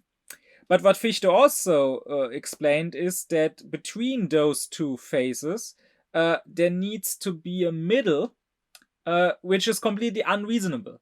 A middle phase where people throw off the old yoke of the instinct and of the authority, but have not yet started really thinking for themselves, really being scientific, or really mastering the art of reason.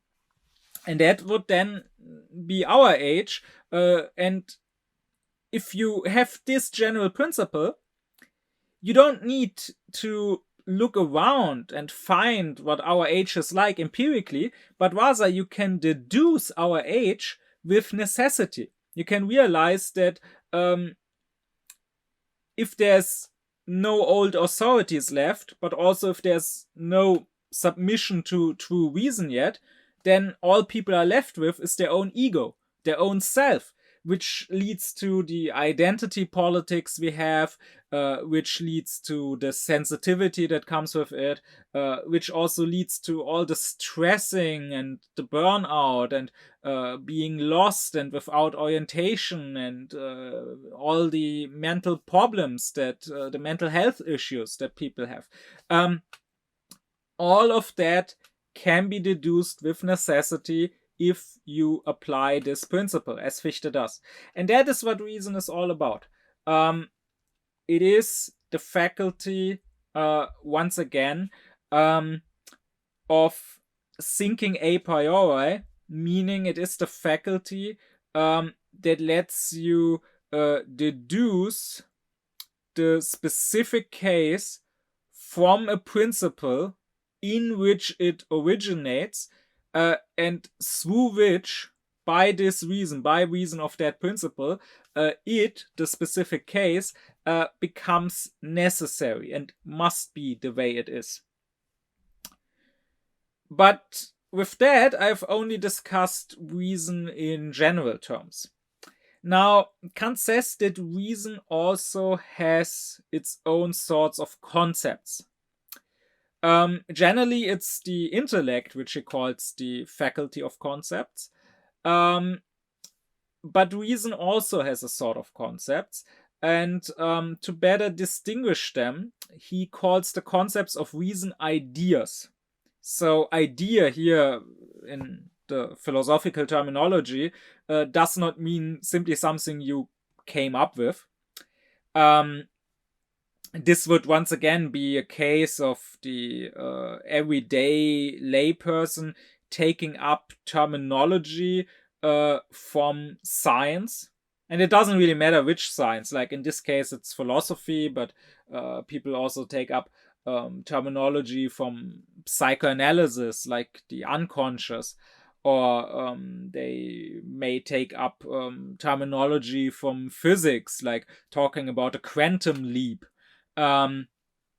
Or they may take up terminology from biology and claim that amongst humans there are alphas and betas, even though biology has since found that this is not even true for wolves, at least not wolves in a natural environment. But anyways, all these are examples for the superficiality that takes up certain words, but without really understanding them, and thereby gives them a completely new meaning, and thereby only brings confusion and unclarity into thinking and into our speech. Well, the actual meaning of an idea is not something you come up with. Idea has always been part of the philosophical terminology since Plato. And what Kant means when he says idea is a concept of reason, as opposed to a concept of the intellect. And whenever Kant, and also I for that matter, says just concept without further specification, this generally refers to the concepts of the intellect. Now, amongst the concepts of the intellect, there are two parts. I talked about this in previous lectures, and the lecture on empiricism and rationalism.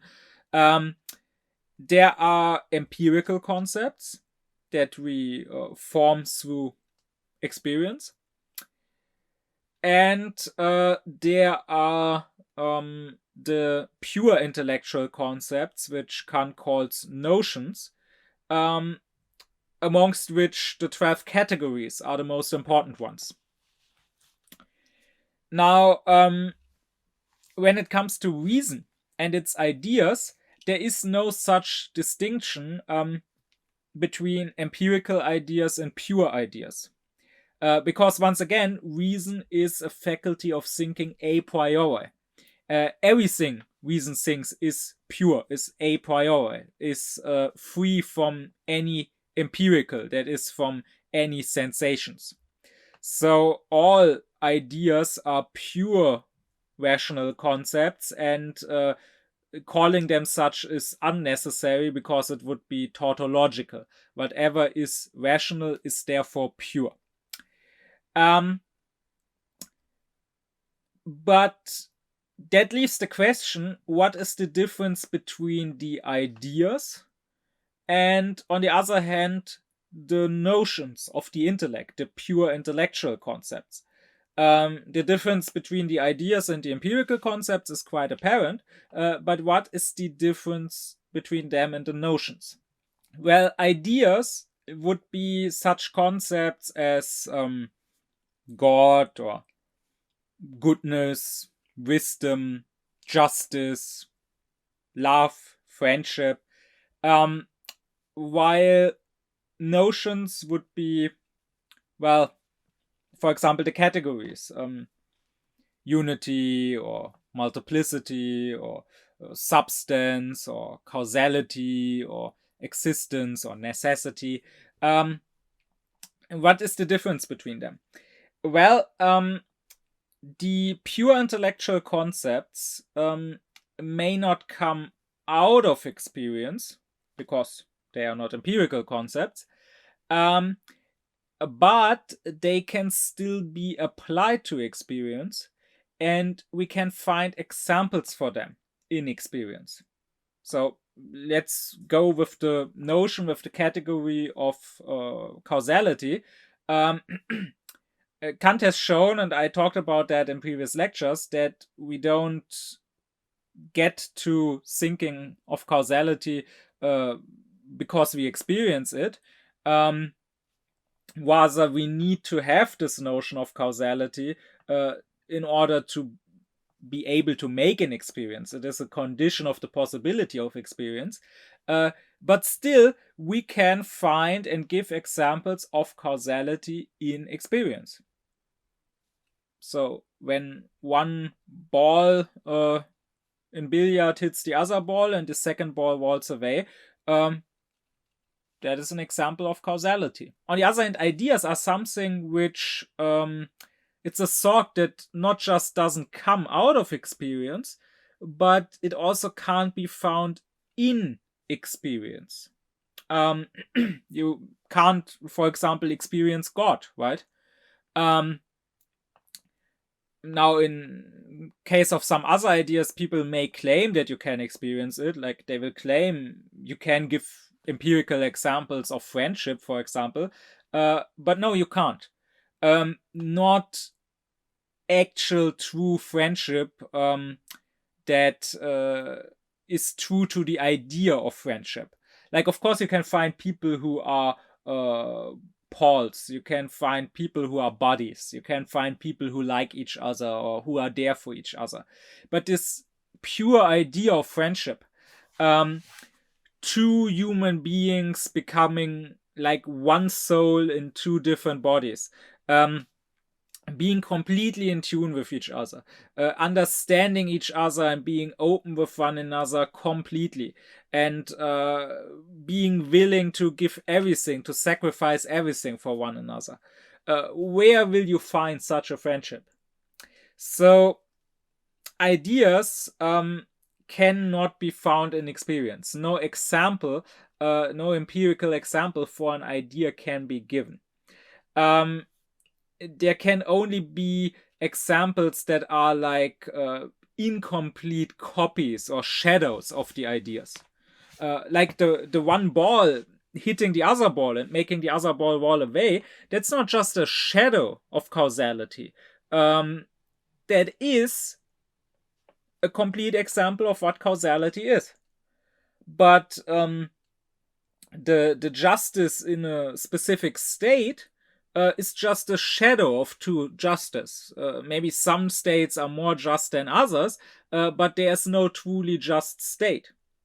Or the wisdom of a wise person is just a mere shadow of the idea of wisdom. The wise person may be wiser than others, but he will still have some foolishness left. So he will not be truly wise as the idea would demand. There's a simple reason why this is the case, why the ideas can't be found in experience, and that is because, once again, reason is always demanding or desiring a sort of completeness, a fullness, an absolute, a totality.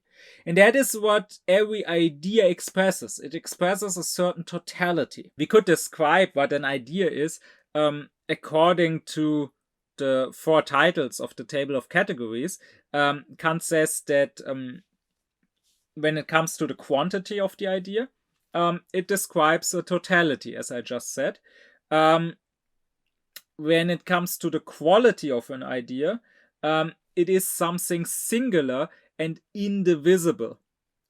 So let's take the idea of justice, for example. Justice describes a totality, like not just a little just, not completely unjust, but totally just. And again, the quality, it is singular. There's just one justice, and everything else is not justice. And it is indivisible. You cannot take a part away from justice or from wisdom, because if you did, then it would no longer be full-on justice or wisdom or so on. When it comes to relation, an idea must be independent. And when it comes to modality, it must be eternal and necessary, Kant says. So ideas are, well, they are concepts, or rather pure concepts, notions, that express a certain maximum.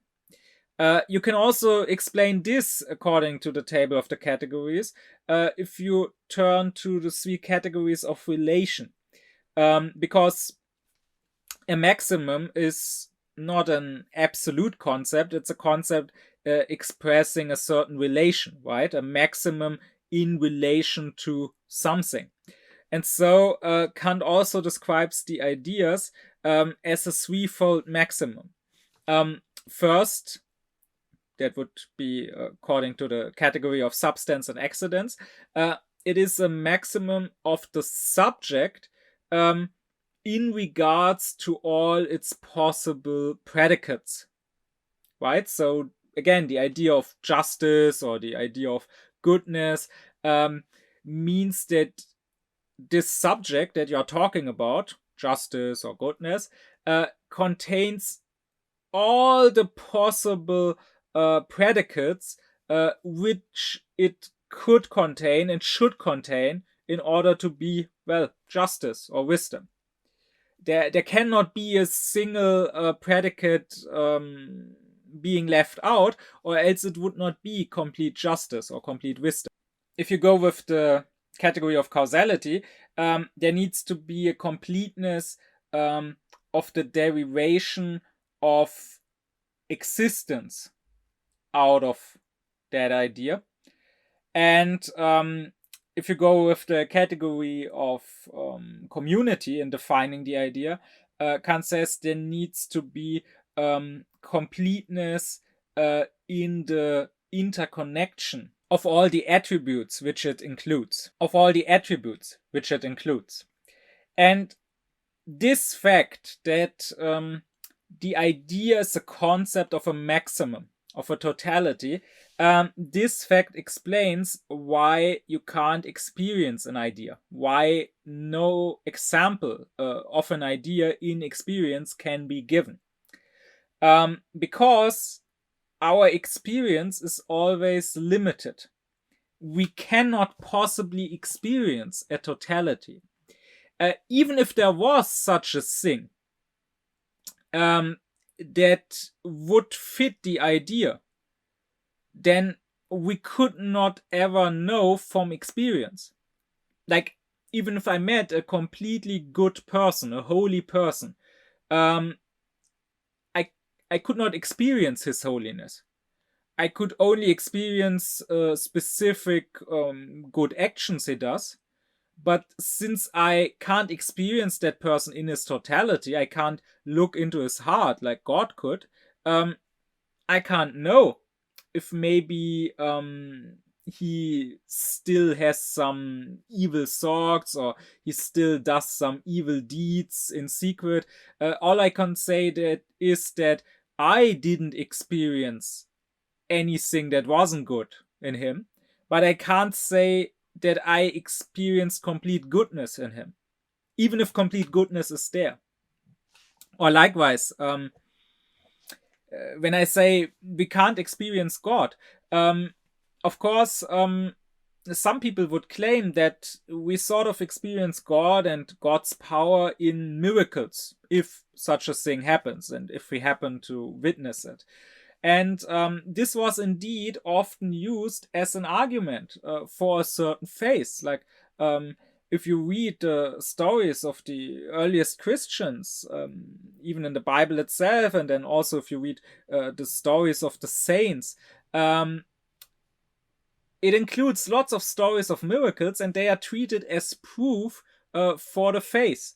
Like some saint is getting tortured by the Romans, and they try to burn the saint, but the fire doesn't hurt him. And then the torturers are amazed, and they convert to Christianity. Or they throw someone to the lions, and then the lions become tame and won't eat him. And that's an amazing miracle proving that God is with him. But the thing is that you can't, God is supposed to be almighty, all-powerful. You can't possibly experience that. Because when something happens, no matter how amazing, how miraculous it is always limited. It is never an action of almightiness. It can't be. Even if you see Moses dividing the Red Sea, or if you see Jesus rising up from the dead, that would surely be impressive, but it would not be a proof that the one who made this happen is all-powerful. It would at best just prove that the one who made it happen is very powerful, but not necessarily all-powerful. I mean, maybe it was done by some alien technology that for us is beyond our understanding, but that could be explained according to natural laws. Or maybe it was done by some sort of magic, by a powerful magician. Or maybe it was done by a higher being, but not by an unlimited, all-powerful being. Maybe by a limited god, like the polytheistic god of Greek myth. I could witness the greatest possible miracle. I could witness whole planets or galaxies suddenly coming into being or suddenly being destroyed, and still, in comparison to almightiness, this would really be nothing. Because all is something quite big. Being almighty is much, much more than being able to make a galaxy appear or disappear. It's like if you see someone lift up a rock, that doesn't prove that he could also lift a house, even if he indeed could. And if you see him lift a house, that doesn't prove that he could lift the whole earth, even if he could, and so on. And you can't possibly ever witness him lifting up the maximum possible weight. So therefore, you cannot possibly experience something that fits the idea, because the idea contains a totality and experience does not. Kant also, he doesn't just talk about ideas, he also talks about ideals. And while an idea is a general, an abstract sort of a totality, the ideal is the sort of that totality being realized in a concrete, even in an individual case. So you may have the idea of wisdom, the abstract idea of wisdom, and then you can have the ideal of the sage.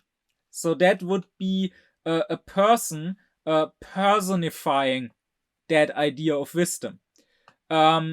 Like, for example, Socrates. Many ancient philosophers, many ancient schools of philosophy thought of Socrates as embodying the idea of wisdom and being the ideal sage.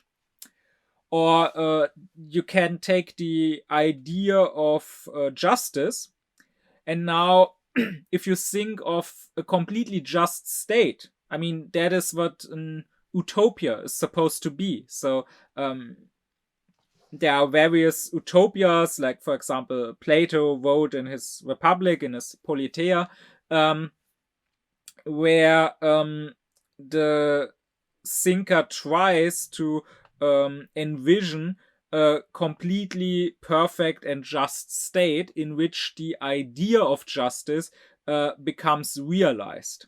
What is important is that for any idea, there can only really be one ideal. Now, of course, you could imagine several individuals that embody that ideal, but insofar as they embody that ideal, they would be completely the same. So if you envision two utopias, so two perfect states, maybe in different parts of the earth, those states would have to be identical. Now, of course, not in identical in the matters that don't really are connected to statehood as such. Like, they wouldn't need to have the same territory and the same number of citizens, or the same official language, because all of that doesn't really have anything to do with statehood per se. But they would have to have the same laws, they would have to have the same form of government, and so on. Because if they didn't, if there was the smallest difference between them, then one of them would necessarily have to be more just than the other, and that would mean that at least one of them would in fact not embody that ideal. Or if you imagine several holy people, like, again, you can have the idea of the good, and now you can imagine the ideal of a fully good, a fully holy person, like, for example, many imagine Jesus to be. Now, if you imagine several such holy people, such saints, um, they could of course be different in regards to attributes which have nothing to do with their holiness. Like, one could be male, one could be female, one could be younger, one could be older, one could live in this area, one could live in this area. But when it comes to their goodness, to their holiness, they would have to be exactly the same. So they would have to act the same if put into similar situations, because they would do the same good actions. Because otherwise, one of them would be more good and one would be less good, and then at least that second one would not fit the ideal of a fully good person. So really, to any idea, you can only imagine one possible ideal. But again, just like the ideal is not something that could possibly be found in experience. And not just not in experience, not even in something like art. Like, Kant would also say that you can't write a novel or a play where you have a completely wise person or a completely good person.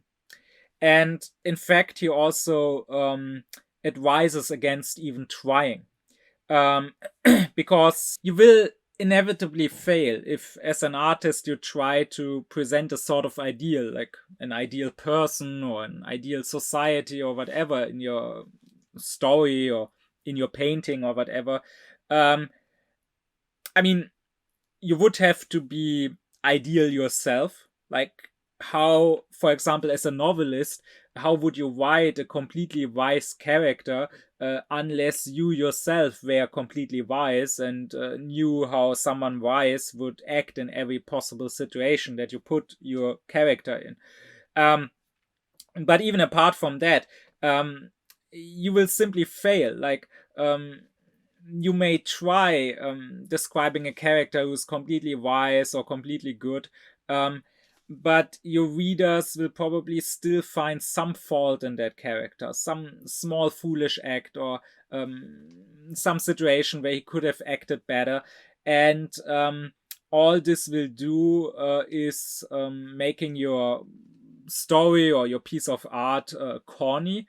And all it will do is creating distrust for the ideals. Because if people find something presented as ideal by the artist, but realize that actually it isn't ideal, they will start thinking that the ideals are just chimeras, Kant says. Because that is the third term I want to talk about after idea and ideal. The term of chimera. Chimera, or pipe dream, that's a term that Kant isn't using completely consistently.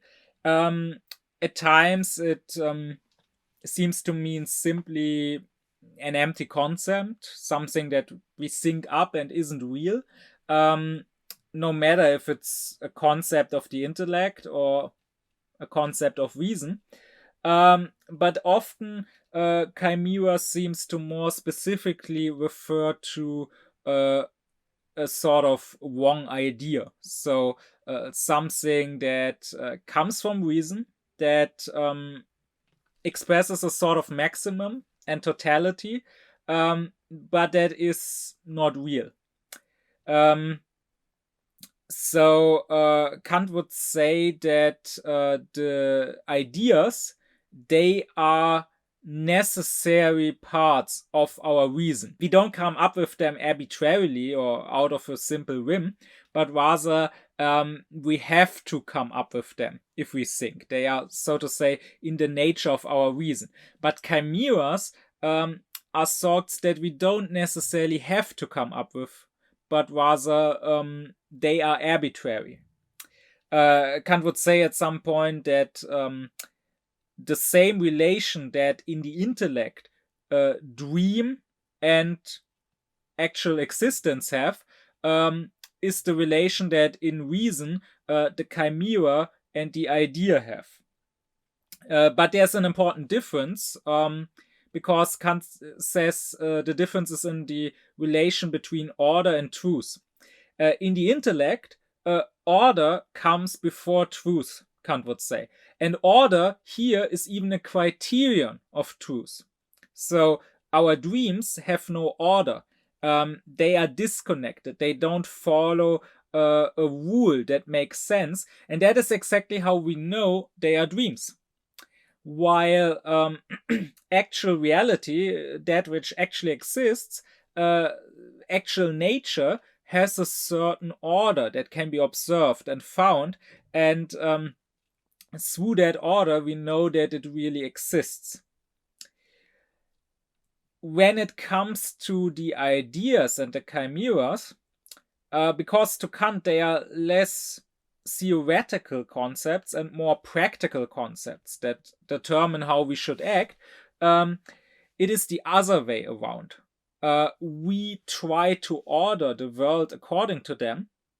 So I try to act according to my idea of goodness or of wisdom, for example, or we try to order the state according to our idea of justice. And that is why here truth needs to come before order. So we need to realize the inner truth of an idea, and therefore that it really is an idea, and then we can use it to order the world. And we need to, on the other hand, realize that a chimera is not true, and therefore is not an idea, but a chimera. And that tells us that we should not order the world according to this chimera, according to this arbitrary thought we just had. But that is quite unclear. That doesn't fully tell us how to tell ideas and chimeras apart. And that is exactly a problem Kant wrestles with. But what he says is that the chimera is born out of an sort of excess of reason that comes about when we go beyond the realm of experience with our reason. And that is exactly why in his critique of pure reason, he tries to limit our use, our application of reason to the realm of experience. Because as long as it's limited to that, it can stick to ideas. But when it tries to just blindly go beyond experience and to, so to say, fly in empty space with no air that would carry its body, then we come up with chimeras. With that use of the word chimera as opposed to idea in mind, it would make more sense to call what we call ideology, to rather call it chimerology. Because the word ideology, which was not yet known to Kant, which only came about shortly after Kant in the 19th century. But the word ideology comes from idea. So an ideology is supposed to be a complex or system of several ideas that someone holds. But I would assume that if Kant knew this word, he would say, no, and if he knew how the word is used, so it is used for ideologies such as Nazism or such as communism and so on, he would say then, no, those people, those ideological people, they actually don't have ideas, they have chimeras, so therefore it's not ideology, it's chimerology. And here I would propose a difference between the two. One that Kant doesn't make explicitly, but that I think somewhat lies in what he's saying. Because how do we get to ideas at all. Of course, we can't take them out of experience, because reason is not empirical. Reason doesn't deal with experience, at least not directly. It only deals with it indirectly, because it brings order and completeness into the intellect, which directly deals with experience. And ideas, as I already said, are pure concepts. So where do they come from then? Well, Kant says reason takes concepts of the intellect and sort of enhances those concepts, because again, reason is never satisfied unless it reaches a totality, an absolute. So reason will sort of enhance the intellectual concepts into a totality, and that is how it comes up with its ideas. This leads me to my proposal to better distinguish between ideas and chimeras. Because if that is how we get ideas, then maybe we should say an idea is what we get when we enhance a notion, a pure intellectual concept, into a totality. And a chimera is what we get if we try to enhance, well, an empirical concept into a totality, right? So, for example, we have causality. That is one of the notions. It's one of our 12 categories. If we enhance causality, and if we think of a maximum of causality, what we get, and this is something that Kant himself says, is the idea of freedom. Because freedom really is the idea of causality, right? If I'm free, I can cause things to happen. I can start a new chain of causality, but a causality that is uncaused. So if I'm free, I cause other things, but I myself am not the effect of an earlier cause. And on the other hand, so causality would be a notion. On the other hand, let's look at an empirical concept that could be the concept of race. That's not a notion of our intellect. That's something we can find if we look around in the world and experience that there are human beings that look different, that have different skin colors, for example. And so we can come up with this concept of race. And now, if we try to enhance this concept into a totality, we will think of a pure race. The Aryan race, the Jewish race, the Negro race, which is completely pure and unmixed with any other race. And that can then be the basis for an ideology, or as I said, it should maybe rather be called of a chimerology. And I think if this is indeed the difference, again, this is not something Kant says explicitly, but I think based on what he says, it makes a lot of sense. Then this could possibly explain three things. One, it would explain why Kant can claim that ideas are necessary and not arbitrary, but chimeras are arbitrary. Well, that would be because our notions, out of which, according to me, the ideas come, our notions are necessary concepts.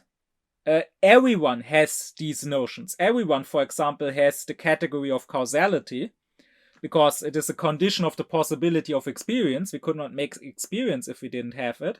And therefore, everyone can arrive at the idea of freedom if he just reflects about causality and through his reason enhances it into a maximum. But all of the empirical concepts are not necessary. The concept of race is something I can have. I can find something corresponding to that concept in the world, but it's not something necessary. Just like the concept of dog is something I can have, but it's not necessary that dogs exist. And therefore, it's arbitrary to try to enhance this into a totality. I don't need to think of a pure, unmixed race any more than I need to think of pure, unmixed dogness, whatever that would even be. Second, this also would explain why, according to Kant, ideas have some sort of reality or justification, while chimeras are illusionary pipe dreams, as he says.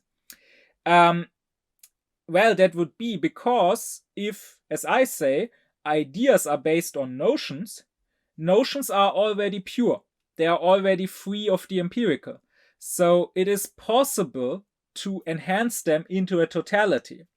But on the other hand, something empirical can never be absolute. It's simply not possible, right? There can be no such thing as an absolutely pure race. If you go back long enough in history, you realize that all human beings come from the same source and the same ancestors anyway. And you will also realize that even after that, we have always mixed again and again. Maybe you find some people, even that will be somewhat rare, where you can go back some generations and find that they didn't mix with people from elsewhere. But if you go back enough generations, you will always find some mix. So trying to enhance an empirical concept, which by its very nature is not total, not absolute, but relative, into something absolute, is necessarily something absurd, something that can't work. But also, there's a third thing which this distinction could better explain. And that is the attitude of the Ausklärung. And by Ausklärung or by Entwilightment, I always refer to the pseudo-Aufklärung. That is only half aufklärt, that is misunderstanding what Aufklärung is really about, but takes itself to be the full Aufklärung. And this Ausklärung is always very distrustful of actual Aufklärung and of actual Aufklärungsidealism. And this Ausklärung often confuses real Aufklärung with mere ideology or with complete fascism. Indeed, for the ausklärt person, what the aufklärt person wants looks suspiciously like what the fascist wants. Now, of course, for anyone who is truly rational, there will be an immense divide, and Aufklärung and fascism will look nothing alike. But for the ausklärt person, it does look quite alike. I, in my life, have often had ausklärt people tell me that oh, I am totalitarian, and when I talk about reason or truth or morality, that is totalitarian, because the Ausklärung is always relativist, and so they will say that anything which isn't relativistic, anything which proposes some sort of absolutism, is totalitarian. Or you just have to think of that arch-Ausklärer, Popper, and how Popper dealt with the idealists, especially with Hegel, but also with others.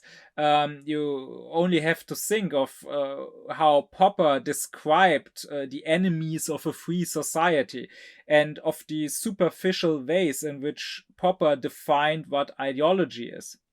And according to his definition, indeed, any sort of idealism, any sort of morality would be merely ideology.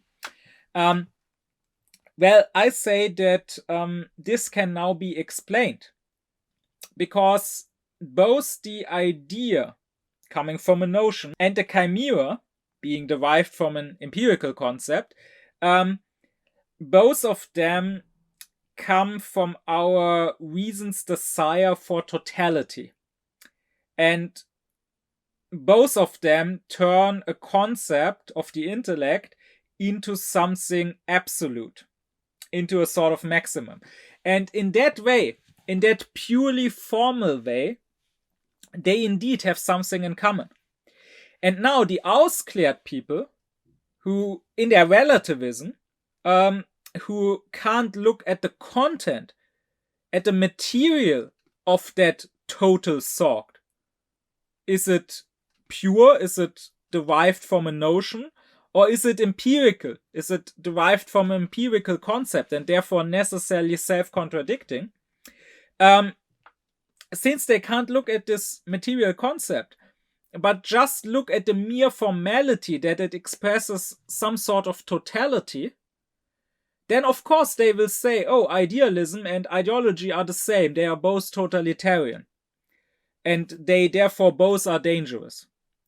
Anyone who can clearly distinguish here will see that true idealism cannot be dangerous at all. Actual morality, I'm not talking about false moral concepts, but about actual morality, actual human regard, can never be totalitarian, because you cannot try to enforce regard for humanity by disregarding humanity. That would contradict itself. You can try to enforce other moral chimeras like happiness by first making some people unhappy, telling yourself that in the future this will create more happiness. But if your morality is based on absolute, and yes, totalitarian, if you want, regard, and the absolute prohibition to ever disregard anyone, then there's no danger of that turning totalitarian. But if you just hear absolute, and that is already enough to make your alarm go off, and if you just say, oh, everything absolute, everything total must be dangerous, then that is probably because you can't distinguish between a totality coming out of a notion and coming out of an empirical concept.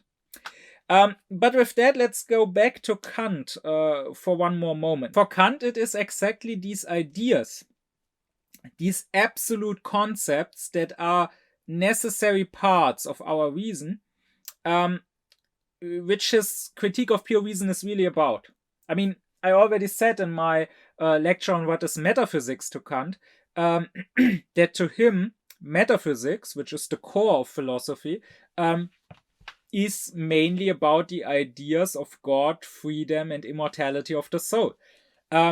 So that is what metaphysics is. It is the science that goes beyond the physical, therefore beyond what can be experienced, like empirical concepts and even notions, which are not themselves empirical, but still responding to the empirical, indeed being conditions of the possibility of any experience, but rather metaphysics could be described as the science of ideas, trying to find out about our ideas of, for example, God. And actually, Kant's whole epistemology, that is his theory of cognition, is only the basis for him dealing with the ideas. Everything I described in previous lectures is really something that is not the main point of the critique of pure reason, but rather something that, as great and as important as it is, Kant sort of found by accident on the wayside when he was trying to answer his actual question, that is, can we and how can we have knowledge about these ideas of ours? And what Kant found, what I already explained in previous lectures, is that for us as human beings, sensuality and the intellect need to come together. again, I can quote his famous statement that while viewing without concepts is blind, thoughts, that is concepts, without viewing are empty. Kant's great insight is that a mere thought is not yet a cognition. Just because I can think something without that thought contradicting itself, I don't know if that something is real. I don't know if it is even possible, because being able to think it is only logical possibility. It only means that it can be thought without contradiction, but it doesn't mean necessarily that it also can exist without contradiction. I need, in order for my concepts to be more than empty concepts, in order for them to actually mean something and to allow me cognition, I need to have these concepts filled with some sort of viewing, with some sort of sensuality. And now if we look at the three classes of concepts that we have, when it comes to the empirical concepts, that sensuality is of course provided by experience.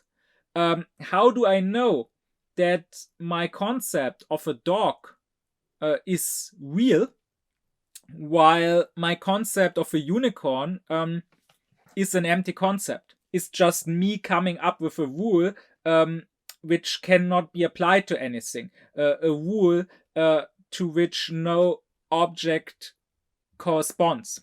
Well, I know this because a dog is something I can actually experience, while a unicorn isn't. Second, when it comes to our pure intellectual concepts, or more specifically when it comes to the categories, Kant would say the sensual, which gives them reality, is the schema. I talked about this in another lecture about the schematism. The temporal schema is what gives reality to my categories. So how do I know that something like a subject exists? So I have this notion of a subject, of that which is not an accident, not an attribute belonging to another thing, but that which is its own thing, existing by itself, not as another thing's attribute. How do I know that is not just an empty thought? How do I know that is something that really can exist? Well, through the temporal schema of persistence, of realizing a substance is that which stays the same in time, even when the accidents change. Or how do I know that something like causality has reality? My notion of causality is that if there is a certain A, then a certain B, simply because A is there, must also be there. That is what I think when I think causality. But how do I know that I'm thinking something here, something which really could exist, and not just coming up with an empty thought? Again, I know it when I give it the fundament of time through the schema. When I realize, okay, if something A happens in time first and then another thing B always with necessity follows in time, then B is caused by A. But now when it comes to the ideas, we are lacking viewing. We are lacking sensuality. As I already said, for the idea, I cannot provide any example in existing reality. And for the idea, I can also not give a schema. I mean, the schema would have to be related to our forms of viewing, that is to time and space. But if I try to add time and space to my ideas, that doesn't prove their reality, right? So I have, for example, the idea of wisdom. It obviously doesn't depend on time and space, because I can think of God as being wise, even though God is beyond time and space. Now, of course, it's also not necessarily in contradiction to time and space. I could imagine a human being who, as a human being, is of course temporal and spatial, being wise, being a complete sage. But the thing is that imagining that doesn't prove that it is possible. It doesn't prove that wisdom is something and not just an empty thought, not just a chimera. I can maybe apply time and space to my ideas without, so to say, ruining them. But I'm also not adding anything to them by doing so, and thereby not proving their reality. Again, wisdom doesn't need time to be wisdom, and therefore imagining it in time also does nothing to prove that it really could be, that it really is something. So all we can do when we want to sort of centralize our ideas, Kant says, is since we cannot give an example, like in the case of the empirical concepts, and not even a schema of time or of space, like in the case of the notions, all we can do is give a symbol. Like, for example, symbolize God by an old bearded man on a throne. But then a symbol doesn't really prove the reality of my idea. Because what is a symbol according to Kant? A symbol is related to the idea in that the method of reflecting of my power of judgment when dealing with the idea and when dealing with the symbol is the same. So there's a sort of analogy in the relations between the symbol and the idea, which is why the symbol can, well, symbolize the idea. So, for example, when I imagine the old bearded man on the throne, maybe like God, I imagine him as an authority figure. Or like God, I imagine him as wise. Or like God, I imagine him as impressive and sublime. So the way I reflect about this image with my power of judgment, and the way I reflect on the idea, on the thought of God with my power of judgment, is analogous. And that is why it serves as a symbol. But if we take this form of reflection aside and look at the content of the two, they are completely different. I mean, content-wise, materially, God is of course not a bearded man on a throne.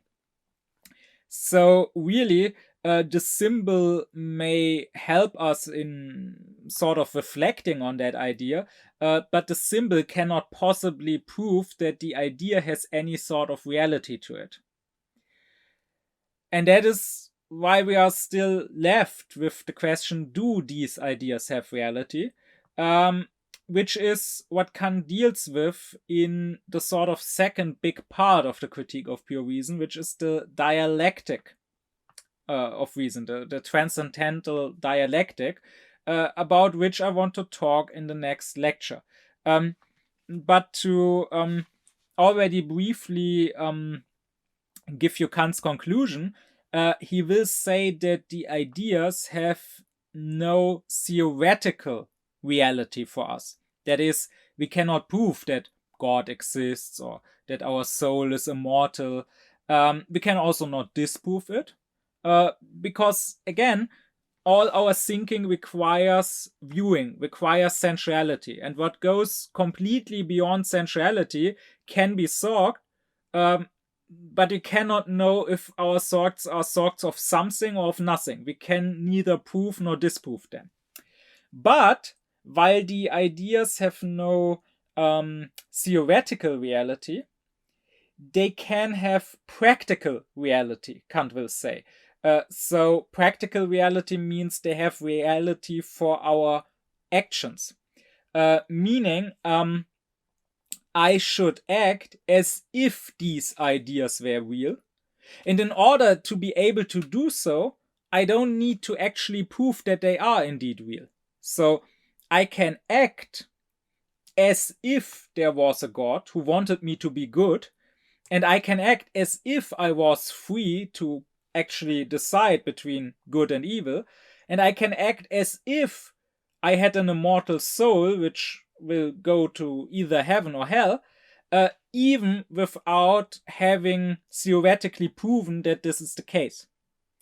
And that will be sort of the result of Kant's philosophy, saying that the ideas don't have theoretical reality like metaphysicians before Kant sought or tried to prove, but that doesn't mean that we have to completely throw them away, or that we have to say, oh, all these ideas are therefore just chimeras, and there is no difference between ideas and chimeras, but rather the ideas can still have practical reality for us. We can still sort of say they have truth because we should bring order into the world according to these ideas. My deep thanks be to my supporters: Thomas Deuringer, Gernot Klaufen, Benjamin Lehning, Oblomov, Ökobong, Samet Özkilic, Elif Özün, Yasin Özün, Christos Pai, Alexander Reuter, Lisa Rinner, as well as to all others who support me and my aufkläring cause.